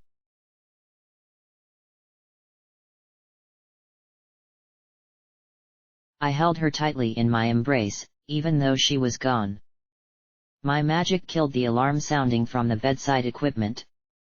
Still I held her limp, bandaged form. It didn't quiver in pain. Her pain was over. She was gone. I don't know how long it was before I could finally release her. I kissed her bandaged brow and whispered softly, "I love you." Only then could I bear to pull away from her. Glory was. Don't think about it. Don't think. Don't feel. Do what you have to do. Dignity. Poise. Be a princess. Cool. Stand upright. Don't slouch. Don't weep. Chin up. Lip stiff. Remember what your sister told you, when all others have lost their self-control, you must retain yours. I stepped from the room, and the floor felt odd. I could see the lips of Sky Striker moving, but no sound came from them. I saw tears, but felt nothing. He lunged for me, but his elder two daughters held him back as I walked by. Their screams and cries echoed disjointedly, as if they were underwater as I walked down the hall. See? I was in control. Don't think. Don't feel. Do what you have to do. I saw Triage staring at me, her brows knitted together as she gazed over the top of her glasses. Her mouth moving. A question. Are you okay? Okay? Of course I was okay. Don't think about the wailing. Don't think about that bandaged body lying in the bed. How her last act had been to try and help me, how desperate she had been to have her life be something else. How monstrous I had been to let that relationship fail when she had needed me so much. Of course. She didn't believe me. She was a smart pony. Like Glory. P21. Even Rampage, in her own way. You said something about a problem between Storm Chaser and Velvet Remedy. Yeah, Triage muttered, not taking her eyes off me, as if she expected me to attack her again. How silly. I had no spoon. Just down the hall. Make sure she doesn't kill Velvet. I'm going to need her for the procedure. As we walked down the hall, Scotch Tape came scrambling up the stairs to the third floor, a broad smile on her face. Hey, Blackjack. Where's Glory? I wanted to let her know that after surviving this, she's not boring anymore. But I didn't answer. I didn't even stop. Blackjack? She asked in confusion, and then she whimpered, "Oh, no. No, no, no." She wept, and I glanced to see her curled up on the floor in the middle of the hall. We walked past ponies who stared and spoke words I could not hear, begged wishes I could not grant. A few doors down was a nurse's station where Storm Chaser and Velvet were having a shouting match, the former with 2 uncomfortable Pegasi flanking her and the latter with Calamity and Homage at her sides. Velvet was levitating the Legatus control box, a chunk of moonstone, and the sword as she yelled. A very nervous-looking brood flyer watched from the sidelines. Homage noticed me first, and like Triage, her expression became strange. As if she couldn't believe her eyes. A moment later, the other quarrelers noticed me, and as one they grew silent. Is something amiss? I asked properly, keeping my head when all others had lost theirs. Sister, you would be so proud. Storm Chaser, her heated voice reined into hissing frustration, pointed a wing at Velvet. She won't turn over the control system for the brood. We can shut them all down now, once and for all. You mean kill them? I won't let you murder thousands of people with the push of a button. Velvet countered, her horn blazing. I'll destroy it before I let you do that. They mean to kill us. They're weapons. They're the enemy. Storm Chaser shouted. We've come across more and more of them that aren't fighting us anymore. They're dazed and confused now that this thing isn't in that monster's chest. Velvet said, shaking the box as she pointed the sword at the Pegasus mare. I don't care. If 200 of them turn out to be the nicest abominations of forbidden technology and messed up magic the wasteland's ever seen, that leaves at least 2,000 more that are left pushing us on all sides. They're regrouping to try and finish us all off. They just need more time. Others will come too if we give them a chance. Velvet hissed, sweeping the sword. You just want to kill them, you bloodthirsty monster. She gestured at the brood sitting passively beside them. The flyer fliked at the gesture. First things first. I reached out with my magic and gripped the sword. Velvet blinked, her eyes wide as she stared at the blade and then at me. Her magic gave a few little tugs, before she released it. I'm sorry. I don't know why I got so frustrated. Then her frown returned. But that still doesn't mean I'm going to let, she began at the same time Storm Chaser shouted. We're expended. Even with the reinforcements we've gotten, we can't last another hour. We need. I looked at them. That's all it took. A look that encapsulated all my expectations that they comport themselves like mature mares and not frantic fillies. I took the box and the little knob of moonstone from Velvet, who released them to me with a worried expression on her face. The broadcaster that had been screwed to his heart had been opened up. Inside, everything seemed to be built around what appeared to be a simple star metal cube slightly larger than a lump of sugar. No instruction manual anywhere I could see. Can we just tell them to stop fighting? I asked. We don't have that level of control. I don't even know how that thing works. Homage said with a frown. If we had some days to study it, we might be able to do something. We don't have days. Storm Chaser countered. Those beams have driven off the Rampage and Cyclone. They're taking cover behind the Canterlot Mountains. We're one shield failure from being annihilated and 1 hour from being overwhelmed. I turned the box over in the air in front of me, then regarded the zebra augmented with cybernetic wings. Why did you stop fighting? The brood looked at each person in the nurse's station before dropping his eyes. I don't know, he said in that rusty, raspy voice. I didn't want to. I couldn't hear it wanting me to kill. I didn't know what else to do but fight. And then. The flyer shook his head. I felt differently. I shouldn't be killing. And I shouldn't have these wings. He appeared pained. This body is all wrong. But I don't know why. I reached out with a hoof and raised his chin, staring into his augmented, red eyes. So very much like my own. What are you? Don't think about it. Just answer. What are you? An earth pony, ma'am, he answered and then lowered his eyes. A mare, I think. I keep worrying about my children, but I know I don't have them. He trembled and closed his eyes. This body is all wrong. It just feels wrong. I could relate, and reconsidered the box. How had the legate used it? It hadn't been wired into his head but into the talisman in his chest. The talisman, I assumed, which contained his soul. What kind of technology is this damned thing?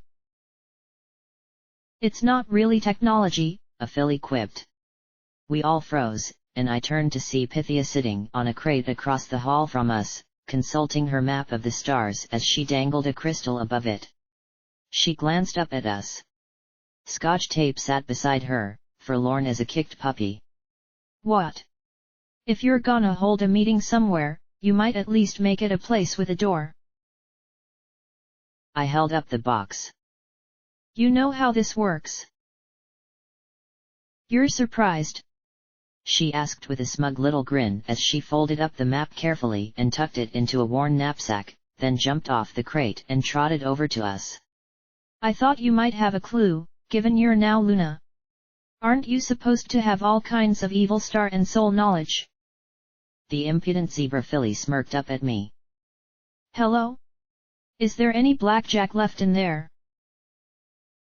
I'm blackjack, I said with a frown. But why did that sound like a lie? Right. Keep telling yourself that, she said as she hopped up and snagged the box from the air. Mind, body, and soul. Start swapping them around and things get interesting. She turned the box over in her hooves, then peered at the block of star metal at its center. Wow! Can't believe he found it. Melchior's cube. She tapped her hoof against it as she pressed it to her ear. The legate used that thing to give commands to his soldiers. Storm Chaser asked. Like a radio or terminal. It doesn't give commands, exactly. Pythia replied, and then regarded the hapless brood stallion. I think the kill impulse was the legate's soul. I think this extends a soul out into the brood like a projector. Without a connection to a soul, the brood have no sense of self. Souls. The general sounded anguished in her incredulity. Yes. Souls. She said as she pried what was apparently Melchior's cube out and tossed the box aside carelessly. There've got to be lots of loose souls in the hoof now that the eater is exposed. When one of those souls meets a blank, it finds an empty receptacle, and the soul starts to warp the mind within. Why was every pony suddenly looking at me like that? Pythia went on, ignoring me as she studied the little cube. The brood were blanks with combat skills and augmentations implanted, but they had no sense of self. No identity. The legate used this to project his identity across them. So how do we use it to make them stop trying to kill us? Storm Chaser asked, clearly uncomfortable with this. You need a person with a soul that will overwhelm the legate's personality, Pythia explained, lifting the cube. This nasty thing was how my tribe once attempted to rule an empire. Bit us in the ass. Moron didn't learn from history. I tilted my head a little as she licked it and scrunched up her face. Abadsal's star metal. I've tasted that tang before. What? I think 3 ponies asked at once, including me. Not all star metal is from the eater. It's all nasty stuff, though. Not sure if you noticed, but the word eater doesn't jive with projection. She reached out and waved her hoof at the sword. I hesitantly passed it to her. Ooh!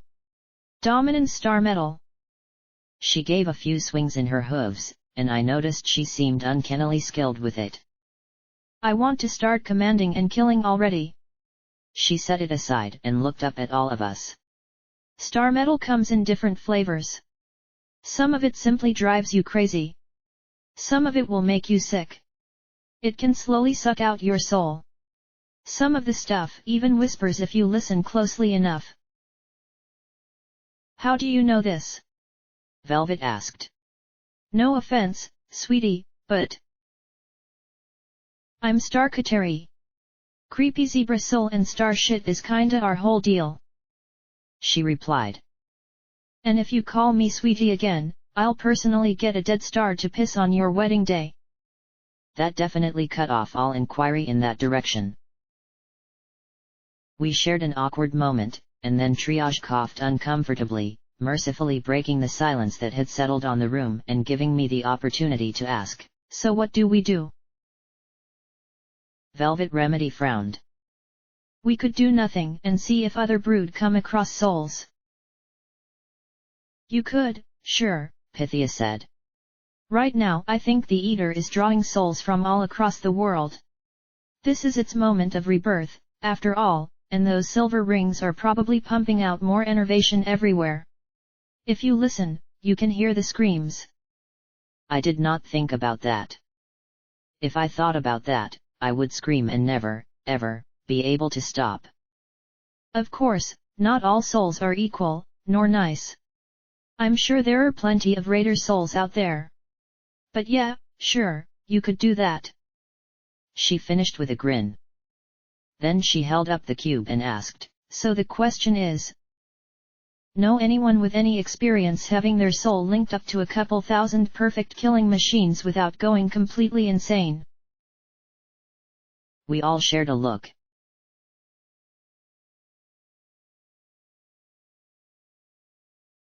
The next hour passed like a dream.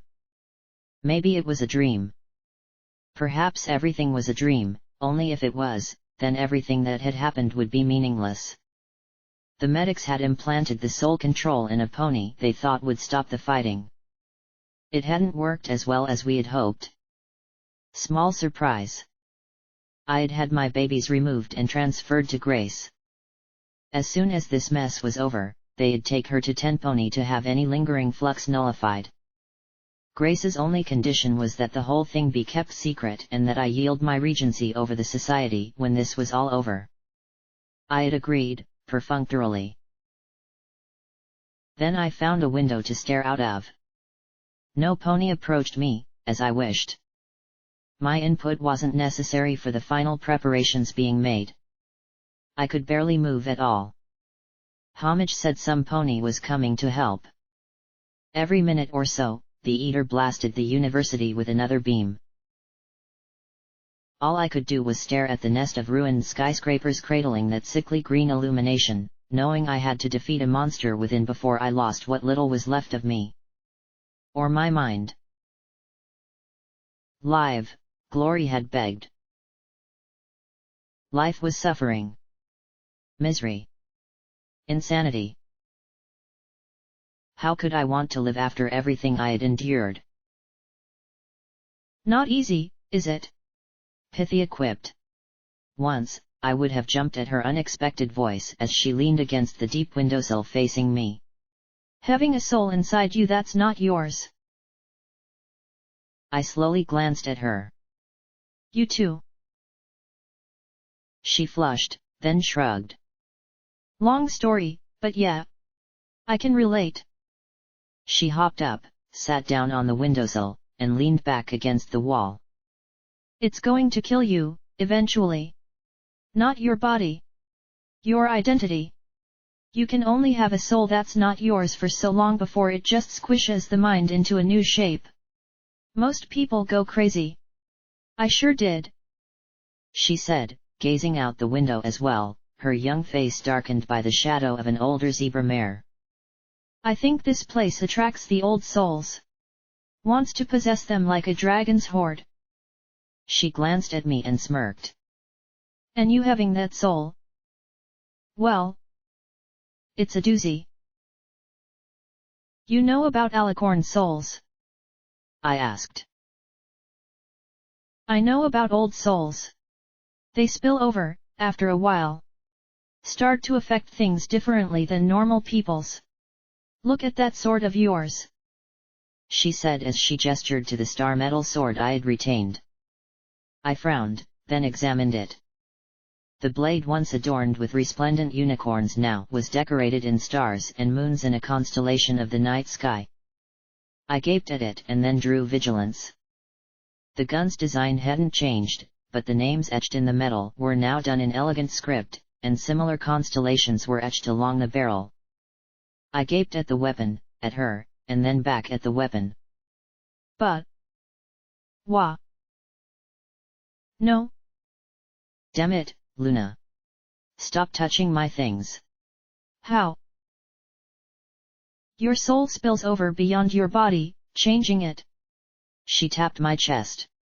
In here, you probably have all the same junk you had before. All the components and gadgets and whatever. The soul alters their being.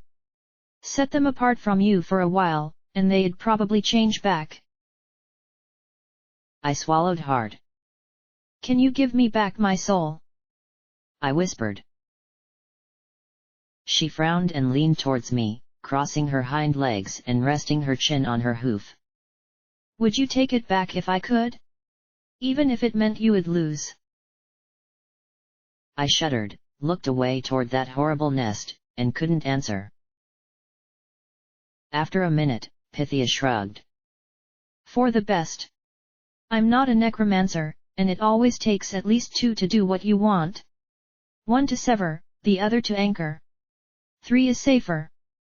She sighed and pulled back. Necromancer's a lame gig to begin with. They used to usher souls to the Summerlands, long ago. What I think you would call the ever after. Then some zebra decided to get creative with them. Damned idiots. She muttered, and shook her head. No one wants to die. Then she glanced at me and gave a thin, mirthless smile. Well, almost no one. I don't want to die, I said, with all the zeal and conviction of a corpse. Right, she said as she rolled forward and landed neatly on her hooves on the floor. Well, sometimes we don't get what we want. Or what we deserve. If we're lucky, we get what we need, and then we do the rest ourselves. I watched her go, gave that horrible nest one last, lingering look, and then walked the other way. There were the sounds of fighting. Horrible sounds. That soul was taking far too long to assert itself on the brood. Then again, maybe it had been a flawed pony to begin with. Maybe her pacifism made her too timid to draw the brood away from the fighting. Maybe the evil of the legate was simply too dark a stain to be overcome. Maybe we had all been completely wrong, and everything we were doing was utterly futile and pointless. Maybe the reason just didn't matter anymore. The barricade had given way, and ponies were trying to find any cover available as brood now pressed in from 2 breaches below and the roof above. The eater now pelted the shield every few seconds in a display that made my head ache. No, I said, and a field of moonlight fell like the northern lights between the brood and the exhausted wastelanders. I walked forward, vigilance on my left, duty and sacrifice on my right. I advanced, and ponies to either side of me stared in awe as I went to work. I registered other fighters. Some, not using a weapon but simply her shield, protected a small knot of ponies, hoof pressed to her bandaged chest and face twisted in anguish. Dazzle sprayed beams of light that seemed golden against the pall of the core. Tenebra stared at me for a moment with tears in her eyes before returning to battle with her father's sword.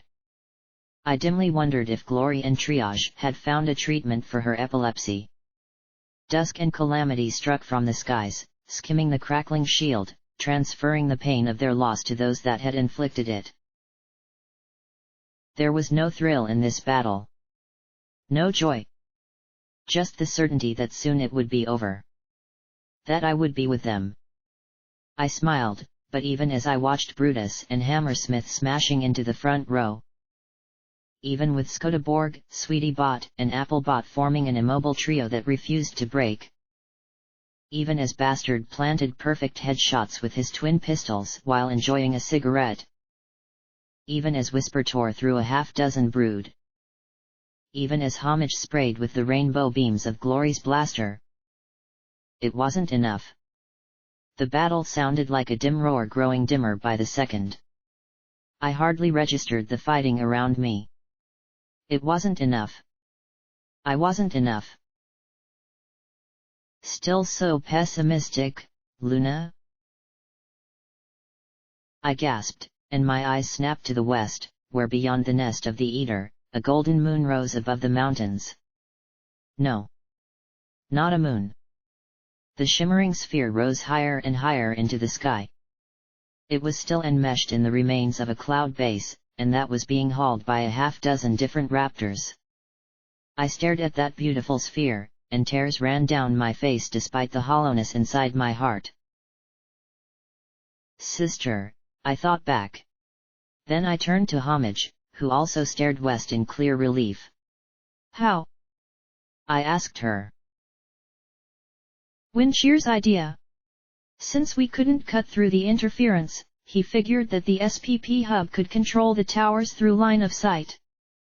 She grinned and blew a kiss to the orb hanging in the western sky. Nick of time, little Pip. Nick of time.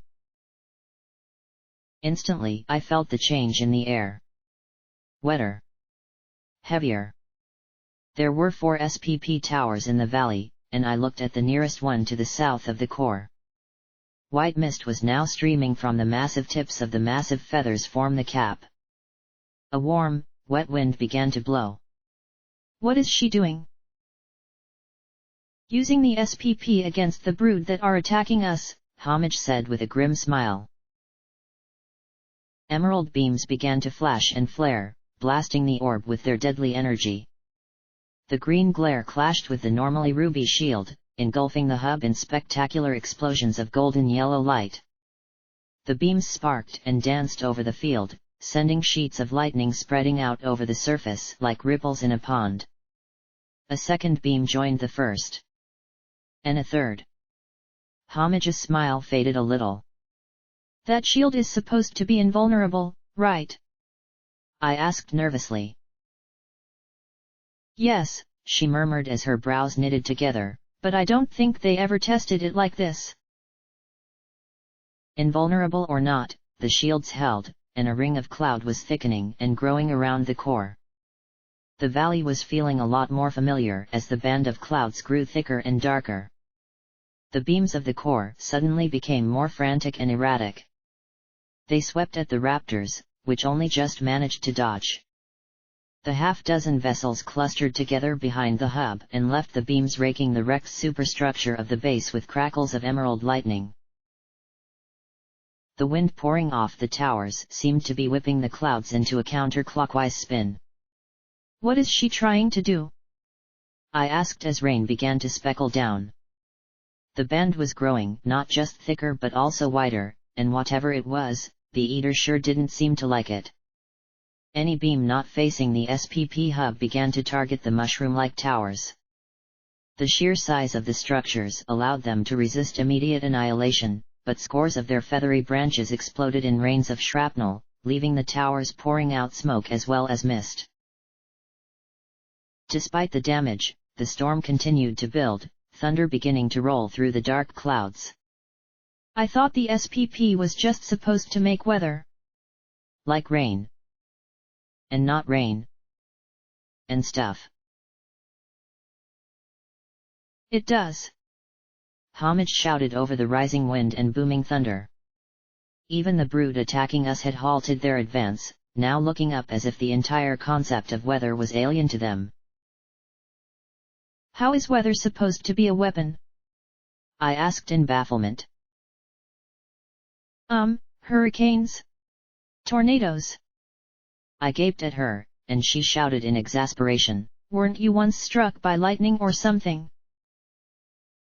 Oh. Yeah.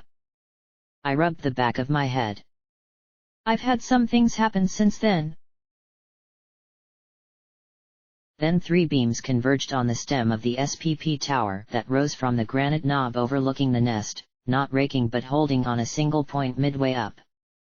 After a few long moments, the beams continued out the other side, and as they shut off to reveal the stem blasted through, the top of the tower began to lean. The last remaining supports gave as the tremendous boom of the demolition reached us, and when we heard the great crack of the structure failing, the top was already descending free, deceptively slowly and still trailing cloud from its top, back towards the reservoir. A moment later it hit, raising a burst of white water and sending a wave to wash down the fronts of the dams. Homage swore, but, even with that loss, the remaining 3 towers continued to pour out a deluge of cloud, now crackling and black. I looked from them to the hub to the core, wondering if it was hopeless after all, but then I felt my hair begin to stand on end. "Weren't you once struck by lightning or something?" "Get down!" I shouted out. "Every pony get under cover!" A peculiar bubble of calm, or at least relative calm, formed around the university. Heedless of the danger, though, I flew up to a rooftop and grabbed an old radio aerial, locking my mechanical fingers around it and watching the sight. Clouds screamed around the spires of the core, catching on the jagged edges of the towers and being torn into great white streamers. The thickening cloud had grown to the point I could just barely see the base of the enormous sphere resting over the mountains. Green beams fired, converging on another of the SPP towers. Then the clouds struck back. In one blinding strike from all directions, 1,000 bolts of lightning fell as one. The area around us was flooded with explosive noise of such force that they probably heard it in Manhattan, and any pony not already flat on the ground was flattened by the concussion. Some of the brilliant, jagged columns of light struck around me, smiting with uncanny accuracy any brood still firing and yet forking around our forces and the university buildings themselves. Most lanced in and struck the massive nest of towers, sending electricity crackling down the rearranged girders. The star metal wires hummed in the wind as the eye of the storm narrowed. Below me, even disciplined defenders, without augmented eyes and ears, cried out in pain. Another blast of lightning fanned out in every direction with its accompanying thunder. And another. The blasts were now seeking out the sources of those emerald beams, clawing at the tower tips like the flashing talons of storm dragons. One green emitter exploded in a shower of sparks. Another. Another. Then something moved inside the core. I could not see what. I wasn't sure I wanted to. All I knew was a profound sense of dread as that green light within grew brighter and brighter again. A shadow lifted into the air, pointed towards the west. "Sister! Look out!" I thought with every fiber of my being. The swirling clouds suddenly took on that hideous, glaring green glow as a beam lanced through them. Such was its brilliance that it could be seen through the swirling murk. This huge, diffuse bar of baleful light struck the SPP hub's shield, but there were no sparks this time. No, this time there was only screaming. My sister's screams. The eater was trying to devour my sister. The brilliantly illuminated shield around the hub began to stretch into the shape of an egg.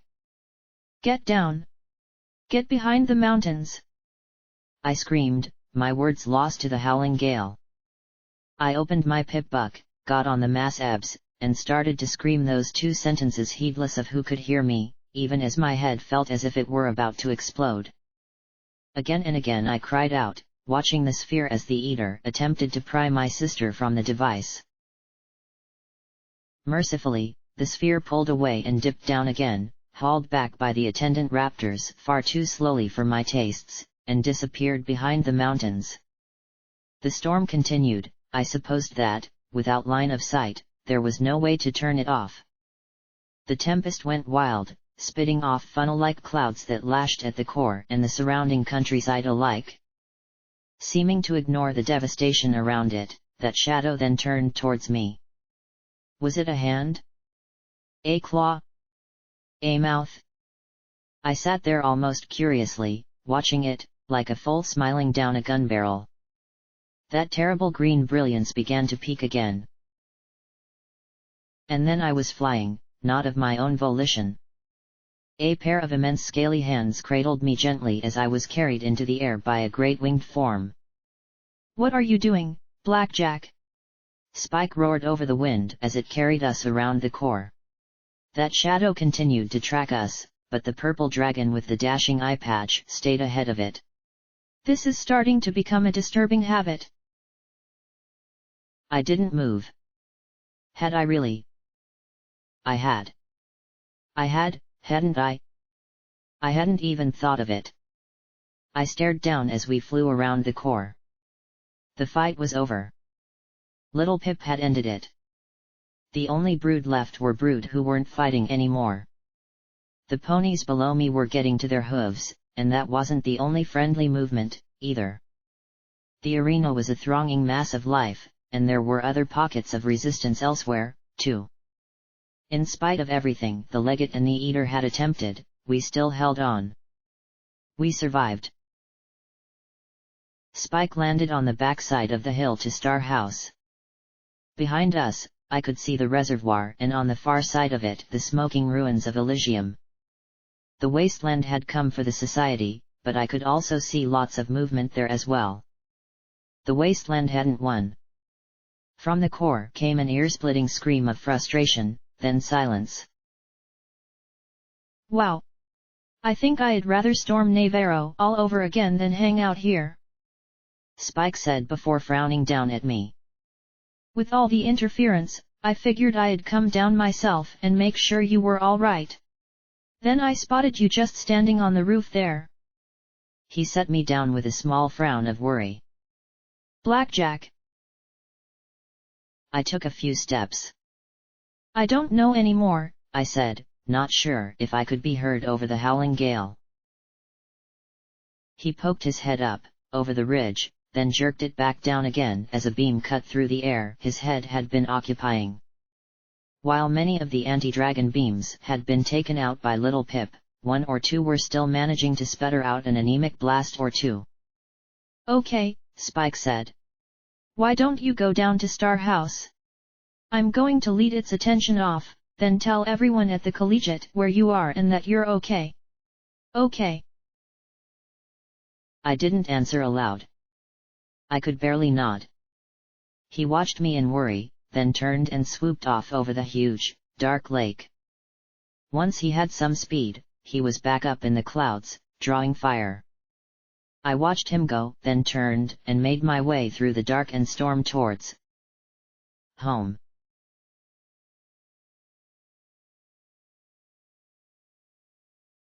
The house hadn't changed much since the party.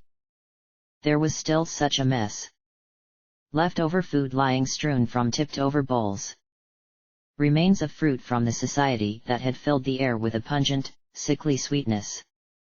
Half-empty bottles of sparkle cola and whiskey sitting about, flat and tepid. I just had to wait. Just wait. I couldn't go upstairs. It was as impossible as going to the moon. I just had to wait with the ghosts. I sat down at the party table in the centermost seat, empty chairs to either side of me. "Empty chairs. Empty tables." I murmured at everything spoiled and scattered around me. The phantom faces and shadows of those I had known and loved watched me from beyond as I sat there, awaiting my turn to join them. I could hear Rampage's raucous laughter as P-21 threatened her with a grenade while Lakunai watched, scandalized, from the front door. I could hear the music as Priest, Melody, and Lakunai played along with me in concert. I could smell the oily acrid aroma of Glory's cooking. I could feel her and P-21's hooves against my skin, no matter how much of my body I had lost. And as I sat there, more and more ghosts of the past filed in. Midnight and Rivets. Scoodle. 40 Foals. The Dealer. Dusty Trails and Tumbleweed. Roses and Thorn. Big Daddy and Gorgon and Diaz. A group of mares in slave collars. That was the horrible thing about ghosts, you could always fit in more. Golden blood, rasping away. Twilight and rainbow dash staring on in concern. Sakashi. Stygius. Silver spoon. Even light hooves, dawn, and steel rain could snicker from the balcony. I had room for other people's ghosts as well. Dusk's lightning dancer and lens flares and Calamity's wind shear were in attendance. I checked my pip book. Only 2 hours to go. 2 hours till my life ended. I swept my eyes across the room, at a loss for what to do with the limited time I had left. Food. I should eat something. I could have a last meal before my 2 hours were up. I levitated over a bowl, filled it with cereal, and took a bite. Your mother tasted like apples. Tears dripped into the bowl as I swallowed that single, horrible bite. My limbs shook as I sat there, quivering as everything inside me finally threatened to explode. P21. Glory. Rampage. Lacunae. Again and again, my friends rolled through my mind. Impaled. Irradiated. Forsaken. Sacrificed. Not me. I was the last. I was the fucking last. I threw back my head and screamed, flinging the bowl away. I screamed again, and the ghosts applauded. I screamed and they cheered. This was the price to be paid. Not death. No. Not death. Not release. Not relief. I screamed like I had never stopped screaming. I'd scream forever, past forever, till all the stars died and only the eternal void remained. And I'd scream in that blackness, forever. Then I was held. Not by ghostly hooves of memory but by the warm, caring hooves of the living. They squeezed me as tightly around the middle as they could as some pony else's tears dropped onto my neck. I slowly turned as the chaos inside me was stilled for one precious, critical moment. No, Mama, Boo said, weeping as she held me as tight as she could. The pain inside me turned to tears, and I wept for them all. Like rain falling on a forest fire of torment, the suffering spilled from me and smothered those flames. For each ghost in that house, even my enemies, I wept. I sobbed and let every last bit of pain and suffering out through those tears. And Boo, a pony who had defied every roll of the dice to escape being one of those ghosts, wept with me. She shared my grief, my loss.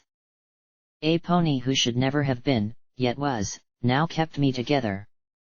And while a pony can scream until the end of the universe and beyond, no pony could weep forever. Even so, I indulged myself with a good, long cry. When I finally pulled myself together, Boo sat next to me, a hoof across my shoulders as I blubbered.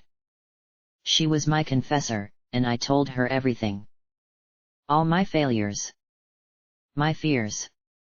I didn't know if she fully understood, and even if she didn't, I doubted it really mattered. All that did matter was that some pony shared everything that I felt. That, somehow, made it real. And even if it didn't alleviate the pain, it made it all bearable. That which had been crushing me, I could now carry. It's okay, Mama. It's okay. She repeated again and again. Of course, it wasn't, but that didn't matter. Okay was a prayer you repeated again and again in the hopes that it would become true. When I finally wiped my eyes and nose, I felt more myself than I had since leaving the moon. No, it's not, I finally admitted. But I have to make it okay. I have to do that. Not fix. Not restore. Just. Okay. I can be content with that. That was when I noticed something new sitting next to her. A thick block of papers tied together with string, with a long, thin, roundish object wrapped in paper on top. I frowned as I levitated it over and unwrapped the object, spotting writing on the wrapper. A note. Blackjack. If you're reading this, I'm either dead or captured. This was the likely outcome for any pony you picked to be in charge in your absence. That it was me, and not a more important pony like Storm Chaser, Big Daddy, or Grace is a benefit to your cause. I left my instructions in advance and will wait for the legate to take me. If I am still alive, then I fully expect a great amount of embarrassment when you read this.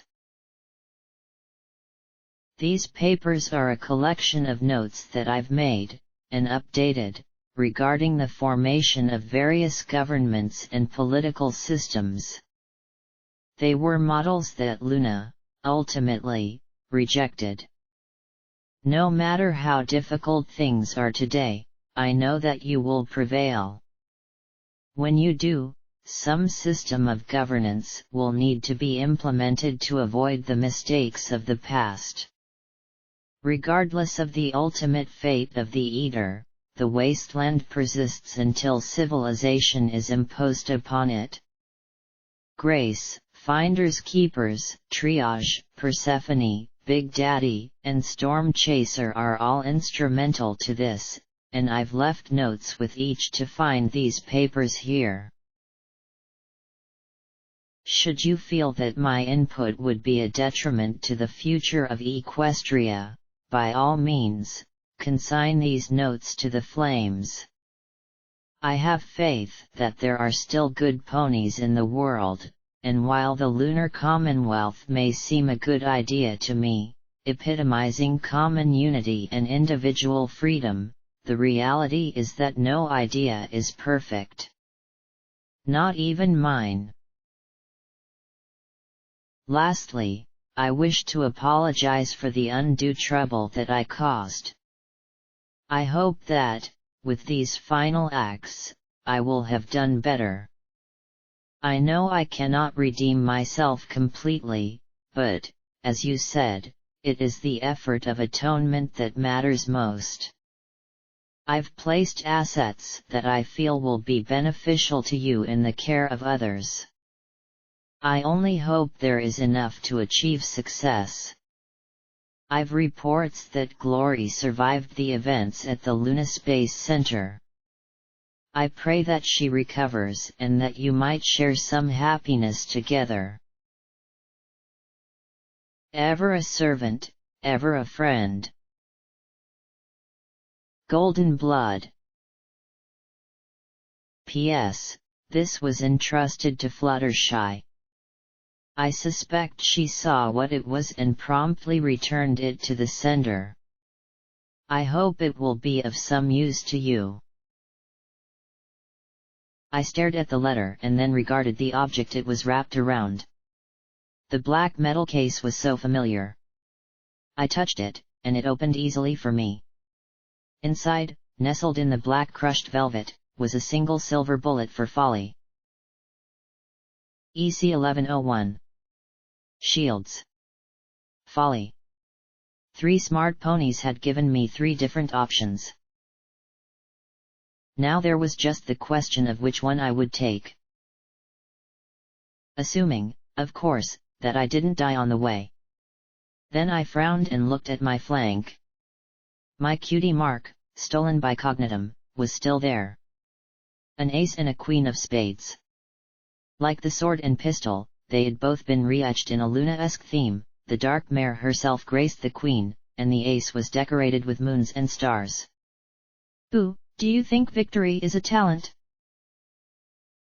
Like, just winning? She asked, scrunching up her face. When I nodded, she blew a raspberry. No. That's dumb. What's the point in that? In blackjack, this is the unbeatable pair. You can't get any higher. It's like a royal flush of spades. But I've been beaten before. Badly. I said as I turned back to her. Does it mean? my enemies can't win? I can be defeated. I can even be killed. But no pony can make me stop. I looked around the house, then drew vigilance. There, the second name, tarot. That was some kind of divination thingy, right? What did those cards mean? I hadn't the foggiest. It didn't matter, though, because it felt right to me. Everything I had done, everything that I had gone through had delivered me to this point. I had suffered. I had lost. But now, perhaps, I could do what I was meant to do. Alone. I wouldn't have any pony else die for me. I need to go, Boo, I said as I gave her a thankful hug. I never thought I'd say this, but I have to go and save the world. I smiled when I said that. Okay, Boo answered, and started for the door. You'll tell me all about it when you get back, right, Mama? That was assuming a lot. Yeah. Sure. I said as I followed her. I had walked to the tunnel. I wasn't in any hurry to meet my inevitable end. But you should stay here, Boo. Don't want to get blasted by a beam, right? She blew another raspberry. Lightning blasted the beam thingies. It's okay. We can go to the tunnel. She opened the door. Come on, Blackjack. I'll walk with you. You're safe with me, Mama. I hesitated at the threshold, looking back at all the ghosts I carried with me. This is a nice house, I said as my eyes skipped over the mess. I left the papers right where they needed to be discovered. Better ponies than me would be able to do something with them. And then I stepped out and closed the door behind me, one final time. The storm whirled around us, but I felt strangely calm. My earlier despair had suddenly shifted to a slight, inexplicable eagerness, as if my center of mass had just altered. I was apprehensive, yes, for the stakes hadn't changed in the slightest. But now? Now I was positively keen on getting down there and facing a monster. Walking down the slope towards Chapel, I looked over the still smoldering wreck of the village. In spite of the damage wrought by Dias's battle, dozens and dozens of ponies were milling about the battlefield. Some were scavenging anything worthwhile, while others were finding friends and loved ones. The chapel itself, against all odds, still remained standing. It had become an island of sorts around which pooled most of the ponies who lingered outside now that the beams posed no real threat. Funny, shouldn't it be raining? All around us, the rain hissed, but it sheeted off a bubble that surrounded Boo and myself. I stopped, then turned. "Sam," I said with a tired smile. I had wanted to avoid this, but the confrontation was inevitable. Still, I wasn't really Luna. I couldn't give her what she wanted. The purple mare stared at me as I stared back. "Goddess," she whispered. "It's really you. I saw you during the melee at the collegiate, but it's you." The purple alicorn wore several fresh bandages around her torso and neck. "No. I'm still Blackjack. I'm just different. I have her inside me," I replied. Was it just me, or was I able to look her in the eye now? "Are crumpets and strong hoof okay?" A tiny nod. I gestured to her chest. "Are you doing okay with everything?" "Yes," she replied, touching the bandages. "It doesn't feel much different than being in Unity, only they're like vessels needing to be washed out and refilled." She regarded me and smiled. "Every now and then, one is filled from an outside source, and I lose the connection, but I really don't mind. It helps knowing that one day they'll be free. It's what Lakunai would have wanted." She sighed wistfully, looking out into the storm. "Others are just taken from me, winking out like candles in the dark. They have caused great suffering, and the wasteland does not so easily forgive. If I hadn't guessed what she was here for before, there was no mistaking it now. I sighed and closed my eyes. I forgive you, Sam. Forgive me. She sounded confused. Now I was baffled as I opened one eye, seeing her frown thoughtfully. I regarded her. Isn't that what you were going to ask me? To forgive you for what you did during the war? She actually smiled. No. Not anymore. I wanted it because I knew it would never come. It let me damn myself. Now, though, I don't think I need it. Not like I used to. She seemed so confident. So sure. Although it's nice to hear, it's not what I wanted. She closed her eyes again. I wanted to say that I forgive you. I felt as if I had been speared through my core, and tried to laugh. Forgive? What? For what? For the war. For not saving us all back then. And I know the other marauders would, too. She said evenly. And I wanted to forgive you too, Blackjack.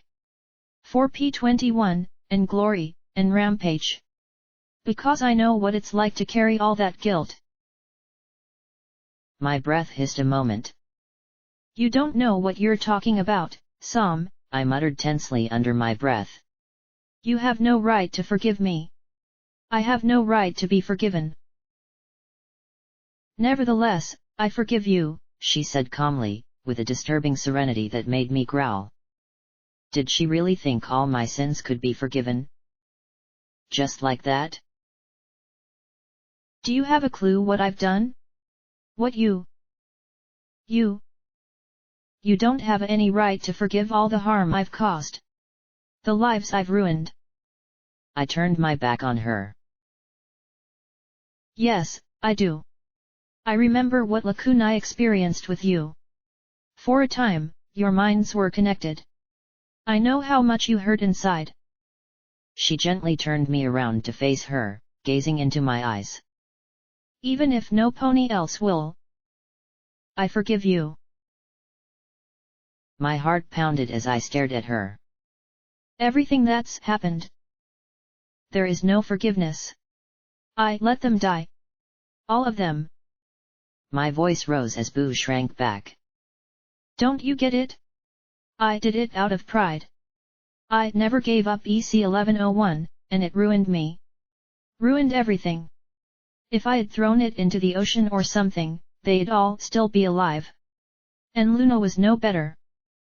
I roared at her as she gazed at me with that pitying expression. Don't you fucking get it? She was after power. She didn't care about Equestria. She wanted her 1,000-year rule to show every pony she was no different than Celestia. We deserve every last drop of guilt. We should die 1,000,000 times for all the suffering we've caused. I don't believe that, and I don't think you're being honest or fair right now. Not after what's happened. Sam responded. Guilt might have pushed you to do better, but I know it's eating you up inside.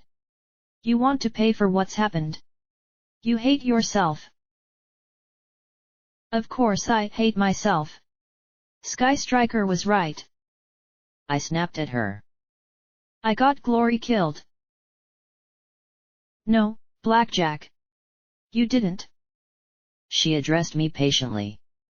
If you had forced Glory to return to Thunderhead, you would be dead, and no pony would have stopped Light Hooves or his biological weapon.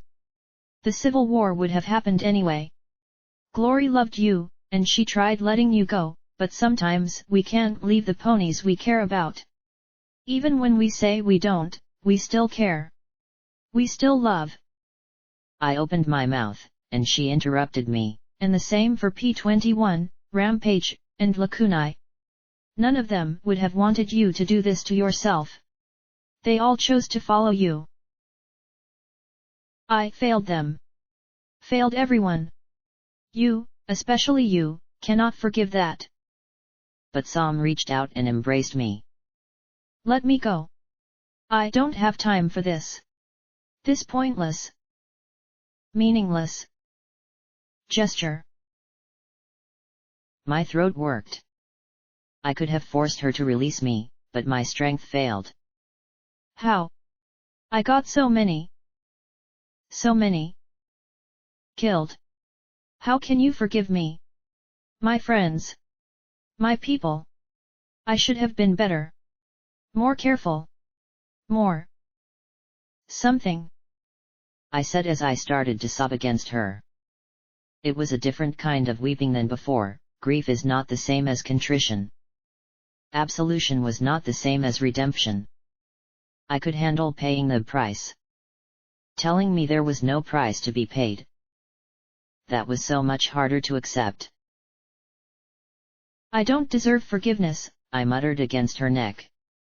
She sighed and patted my back. Neither did I. But sometimes what we need is more important than what we deserve, she replied.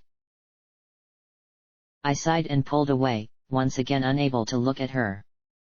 I'm sorry. I tried. I really did. I know. But you can't be weighed down by regret now, Sam answered. You have a job to do. Regret is an indulgence. The three of us started down the slope. Chapel had been a mess before, but just like last time, it hadn't quite died yet. A few hundred ponies picked through the mess. The crusaders and half-hearts who had remained to defend it watched the others with cool, disdainful eyes. Charity, covered in bandages, kept her clipboard in hoof as she supervised from the stoop of the bullet-ridden church. Don't you dare let a single one of these scum-suckers take so much as one more bullet without covering it. They all get a 2000% cowardice fee, she snapped at the supervisors. 2000%? I asked as I approached her. Charity's mouth twisted sourly. So I'll fudge the numbers later. Right now I'm tired, I'm hurt, and... Then she paused and really took me in. Sweet Celestia, she murmured as she let the clipboard fall to the mud. You really are. You. Wow.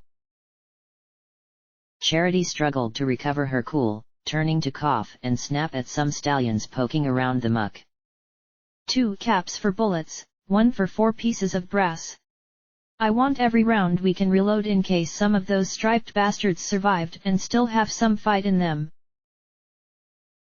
The brood are still a problem, Sam asked with a frown. Charity nodded into the church, and I followed her inside. I was amazed at all of the baskets and metal crates everywhere, filled with bullets, brass, and guns. I wasn't sure how to feel about all this in a church, but then, it was the only place out of the rain. Bottle cap and another mare. She looked familiar. Aha! Usury. That was it. They were busy organizing the wares. Not anymore. But it wouldn't surprise me if they got up to something, she said savagely. I mean to be ready. They're not taking Chapel without a fight. I think you've fought and won, I said with a little smile. Won. She trotted to the door and pointed out at the immense nest that jutted out over the river. Till you take care of whatever the hell that is, I haven't won anything.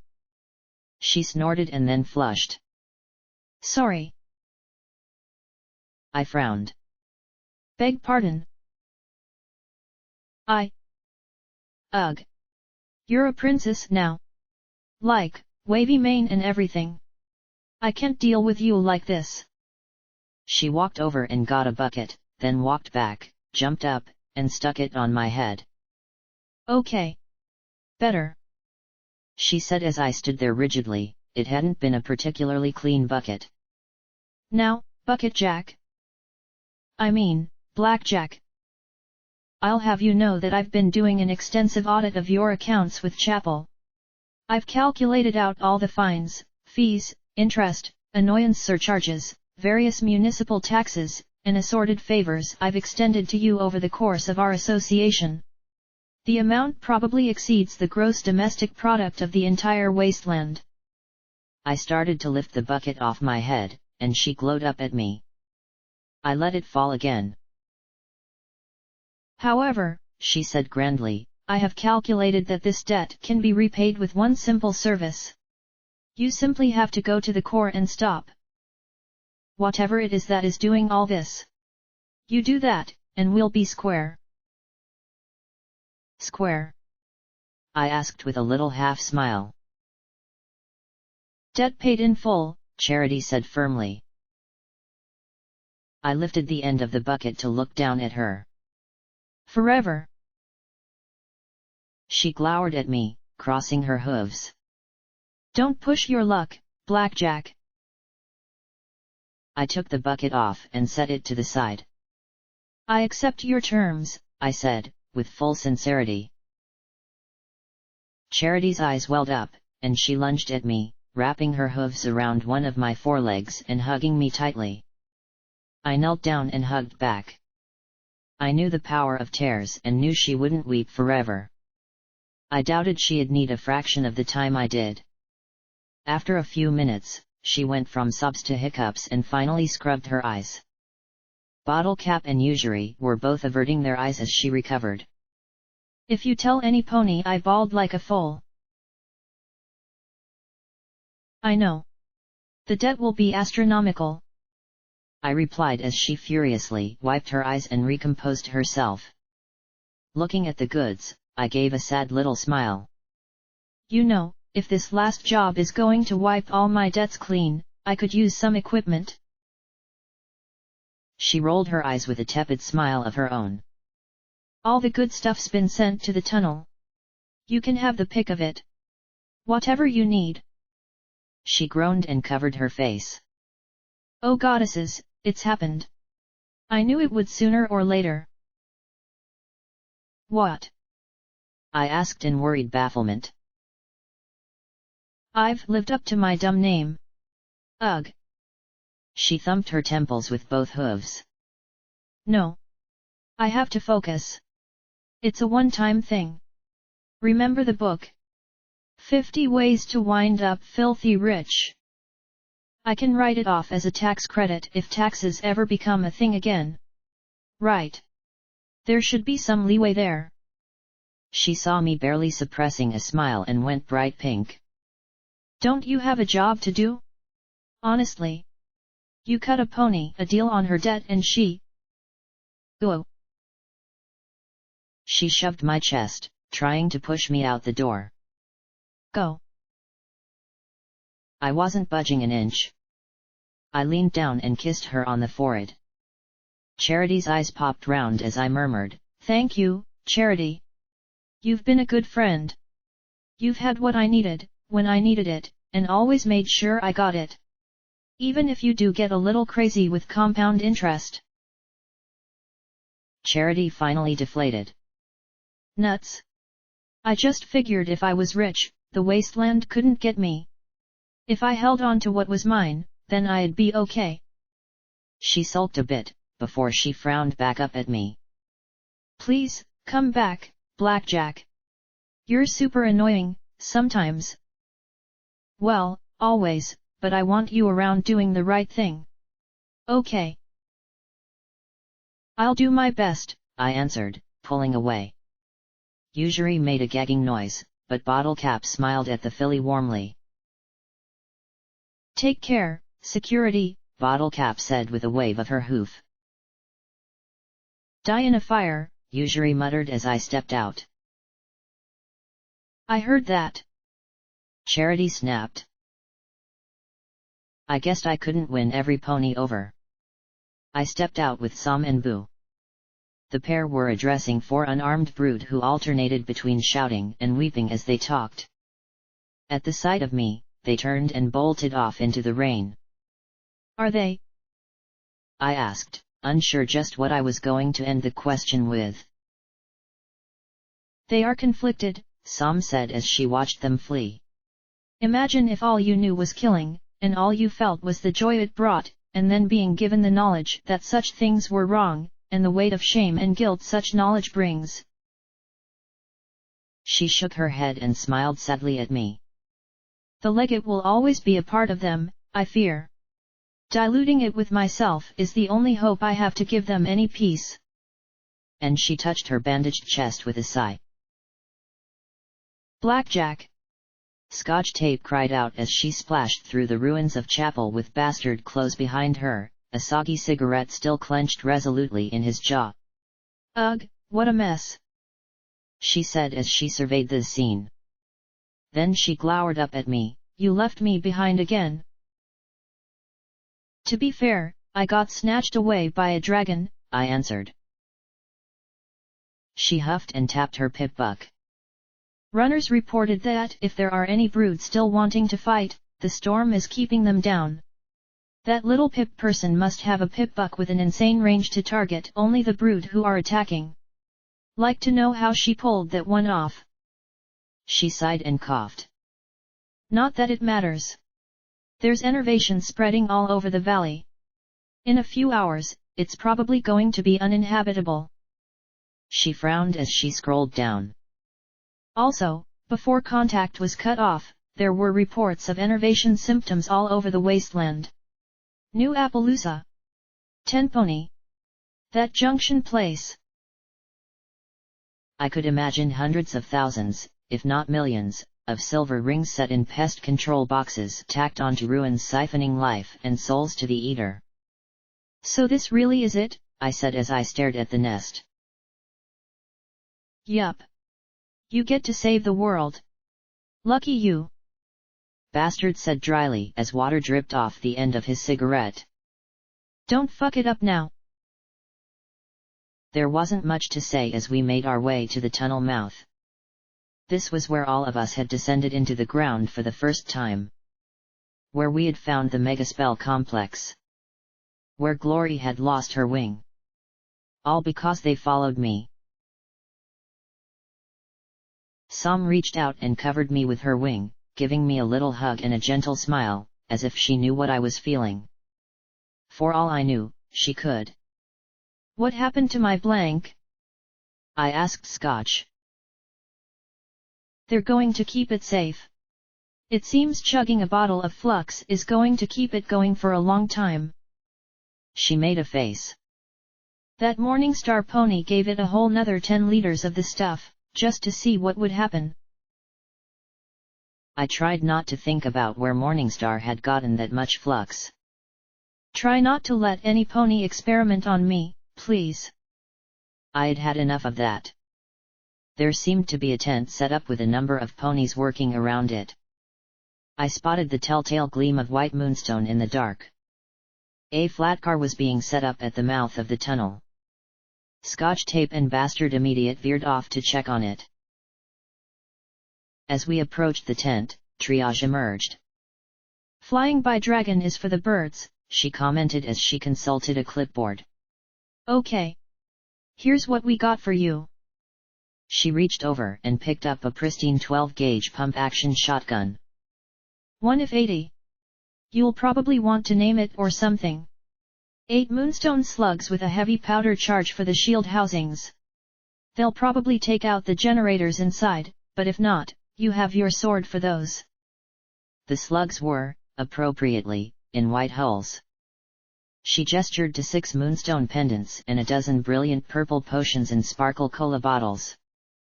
6 anti-enervation medallions for whoever is going with you. 12 extra strength rejuvenation potions, with moonstone fragments to keep them fresh longer, brewed half an hour ago. Going with me? I asked with a frown. My friends were dead and gone. With the exception of Scotch Tape and Boo, who was left who would want to go on a one-way trip with me. Triage stared like I had just asked a very stupid question, and gestured inside the tent. We've got a selection of firearms, explosives, energy weapons, and almost anything else you might need, courtesy of the keepers. Inside the tent, the elderly yellow stallion regarded me warmly and gave a little bow as he gestured at the cornucopia of mayhem behind him. How am I going to know how to get there? The tunnels have to be mangled. I asked, and then added, and who's going with me? Again, that look. Rover provided maps of the red tunnels, which are still mostly operational. Between them, the cyber dogs, Watcher sprite bots, and Apple bots slaving in some protective ponies as scouts, we've been able to map a route that should get you underneath that. She paused, then just gestured at the core. You've been busy, I remarked, impressed. End of the world and all that. Amazing how people get off their asses when the shits hit the fan, and the fan turns out to be powered by a balefire bomb. Plus, a lot of this was put into action by Golden Blood hours ago. She pointed to a terminal under the tent which had a beam rifle strapped to its top in a makeshift frame and pointed up at the mountains, the two wired to spark batteries. Also, someone wants to talk to you. Just don't jostle it. I frowned at the terminal and then carefully tapped a button. The tip of the beam rifle started to strobe, and then the terminal lit up. The screen flickered a few times, and then a unicorn appeared. A unicorn I hadn't seen in a long time. Hey, she rasped weakly. Sorry for being late to the party. Little Pip, I murmured, then gave a shaky little smile. How? Line of sight relay on top of the mountain. Only thing that cuts through the interference. She said with a little wave of her hoof, then coughed. Hope it stays aligned, she said through the coughing, then sniffed. My friends are okay. Calamity lost his brother, but other than that, they're okay. They've saved a lot of lives. You saved a lot of lives, I said with a smile. Thank you. She gave an embarrassed little smile. Glad to do it. Going to take forever to get this thing back in place. Also. She frowned at me. Luna's electroshock nipples. Blackjack, do you have any idea how hard it was to not hit you with lightning? What were you thinking, flying up onto a roof and grabbing a metal pole to get a better view? Luna's electroshocked? How did she know? I don't think I was. I murmured. I lost glory. Little Pip's face showed all of her shock, and then worry. I'm sorry. Well, she wasn't the first. P21. Rampage. Lacunae. I said, then grimaced and sniffed. I know. Steel hooves. She sniffed and rubbed her eyes. But you have to hold on. See it through to the end. Persevere. Little Pup said in her squeaky little voice. Some pony cleared their throat next to her, and I felt as if lightning had hit me after all. Go ahead. Luna. Celestia said calmly through the terminal, her digitized face replacing Little Pup's. Sister, I sobbed at once. Are you okay? I will recover. In time. That abomination is an evil beyond any from the darkest reaches of Tartarus, Celestia said as she gazed at me and smiled through her own tears. Luna. I am so sorry, Luna. I left you. I made you go, remember? One of us had to survive. For Equestria. I replied. But I didn't survive. Celestia closed her eyes, a mask of pain upon her face. I failed, Luna. I failed Equestria. And I failed you most of all. I made mistakes. Such catastrophically terrible mistakes. And I forced you to clean them up. Then. I did not believe in you. She closed her eyes. I have not been a very good sister, Luna. So you were a little overbearing. That's the son for you. I answered. I forgive you, sister. No matter what happened to me. To us. To Equestria. I don't blame you for any of it.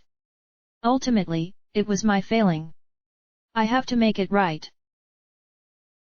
Oh, Luna. You were always so much stronger than any pony gave you credit for. Celestia answered. We'll be together again, sister. We'll make it right. I shook my head. I think the time for princesses is over, sister. I think we're going to have to trust them to make Equestria right again without us. Leave it to the commoners. Celestia said with a mock horrified expression. Perish the thought. I laughed, despite my tears. Maybe you're right, Celestia went on. Maybe our time is over, but I still can't help watching over them for a time more. I love you, Tia, I murmured. I love you too, Lulu, she replied, kissing her hoof and reaching out as if touching the screen. I couldn't resist. I mirror the action, and on the tap, the screen faded to static. I guess Triage hadn't been joking about jostling it. Maybe she could fix it. I turned to the medical pony and she was gaping in shocked horror at Bastard. Bastard's cigarette had fallen from his slack jaw as he goggled back at Triage. Scotch Tape gave me a baffled look as the pair stared and then, in unison, jabbed a hoof at the other and shouted, "You're supposed to be dead." In perfect synchronicity, they gestured to themselves. Me? You're the one who's supposed to be dead. They froze. My eyes swept from one to the other. The coats were a little off, but they had similarly colored eyes. Horns. Builds. Faces. Do you two know each other? I asked dully. She. Bastard sputtered, as Triage spat. He. Triage recovered first. This murderous reprobate? This gangster? Hey! I paid for. Bastard snapped. Which you never let me forget. Triage yapped back. I didn't ask you to. Oh, but you didn't say no to the bits back then, did you? Bastard interrupted, jabbing his hoof at her. I told you I was going to pay you back. I had a kid, remember? And she stopped, and Bastard paused as well. I thought you were dead, you bastard. You're supposed to be dead. Everyone was dead and gone and behind me. What happened to you? How can you still be alive? Zebras, he said with a shrug. You. MAS experiment, she answered. Told you working for the MAS was a bad idea, he countered. You were working for a criminal. You have no right to. She stopped, then laughed weakly. Hell. 200 years and we're still fighting, she muttered. You're 200 years old. I gaped at Bastard. Then at Triage. Both of you. Triage sighed and rolled her eyes. We really don't have time to get into it. R.O. The gaze over his glasses swore death. Say it and I go back to being an only child. She snorted, rolling her eyes, and amended, Bastard is my brother. Mollified a bit, he japed, You're a bastard too. Or whatever the female version is. There is no female version, numbnuts, she answered with a flat-eyed glower. He shrugged, then looked at me. Fraternal twins. Mom was an earth pony, Dad a Pegasus who flew the coop. Oh goddesses, Mom! She grabbed his shoulders. Please tell me Mom is still dead. She surveyed the scene in alarm.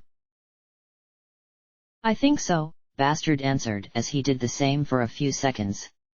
Though, knowing this place, I could see her as some ghoul, croaking about how we never call, how we're both failures. At least she wasn't trying to pawn you off on some son of one of her friends. He's a plumber. He's a good catch. This one's a lawyer. Can't get better than that. Yeesh. She shivered. And she wouldn't be a ghoul. She's just too crotchety to let balefire bombs kill her. Looked like I wasn't the only pony with one heck of a story to tell. I knew there was something special about you, I said, smirking at him. No. No. No, I am not special. I am just a hit pony who slept in way too long. He snapped, waving his hooves as if trying to ward off some evil spell of mine. You're just a weirdness magnet, Blackjack, Triage countered. And when I opened my mouth, she added, don't even bother asking. It doesn't matter, and you don't need to know the details. Ah. I, Scotch tape, and Boo said in unison. Don't you have a world to save? Triage snapped at me. The others are waiting at the tunnel. Go. She softened a little. I'll tell you later, after I'm good and really drunk. Okay. No, you won't, Bastard countered. Nothing good happens when you blab. He pointed at the core. Don't you have the world to save or some shit? Oh sure. Throw the end of the world at me. Fine, but what? I said as I turned to the tunnel. My voice trailed off faintly as I took in the sight before me. Others. All the others. Standing at the mouth of the tunnel was a mob of ponies. I immediately picked out Calamity, Velvet Remedy, Homage, Zenith, and Pyrelight standing together in the middle. Next to them stood the Reapers. Brutus looking oiled and magnificent. Stormfront, Dazzle, and Hammersmith. Whisper and Tenebra were next, and then a half-dozen zodiacs I barely recognized and wished I knew better. Libra, Scorpio, Aries, Leo, Virgo, and... I think that Blue Unicorn was the new Gemini? On the other side of Little Pip's friends were the Enclave. Twister, Boomer, Dusk, and Sky Striker, all in their power armor, and the Cyber Pegasus Silver. Then there was Strong Hoof, wrapped up in bandages yet still standing strong and sparkly. Crumpets was beside to him with a look of weary determination. Lancer and Adama, Xanth, Pythia, and Carrion were next, the Ghoul Griffin having repaired or replaced his armor. Nails, the Lone Harbinger. In the back loomed Pain Train the Minotaur, Rover, and the Hellhound Gnar. At the end of the row stood Applebot, Sweetiebot, and Skodaborg. There were others, too. Ponies I had never met but who were here because this was the place that needed them. I may have lost my friends, but I was far from on my own. Standing behind me, Som extended her weather-blocking spell over the whole assembly, shielding them from the storm. Quite a few seemed glad to be out of the wind and rain. I can't take all of them, I murmured. You've got enough room on the car for 6 or so, Scotch Tape replied from my side. More than that and they're going to be falling off. You're going to have to move really fast to avoid the things that are in the tunnels now, so I wouldn't try to bring in a flock of Pegasi either. We only have enough moonstone to protect that many, too. She looked at the crowd. Every pony agreed not to argue with your decision. She trotted over to the middle, Som following, then snapped at Bastard. Hey, get over here. You know you can do it too. He stalked over, muttering to himself as he took a seat next to Scotch, wearing the biggest ever "do not pick me" expression on his face.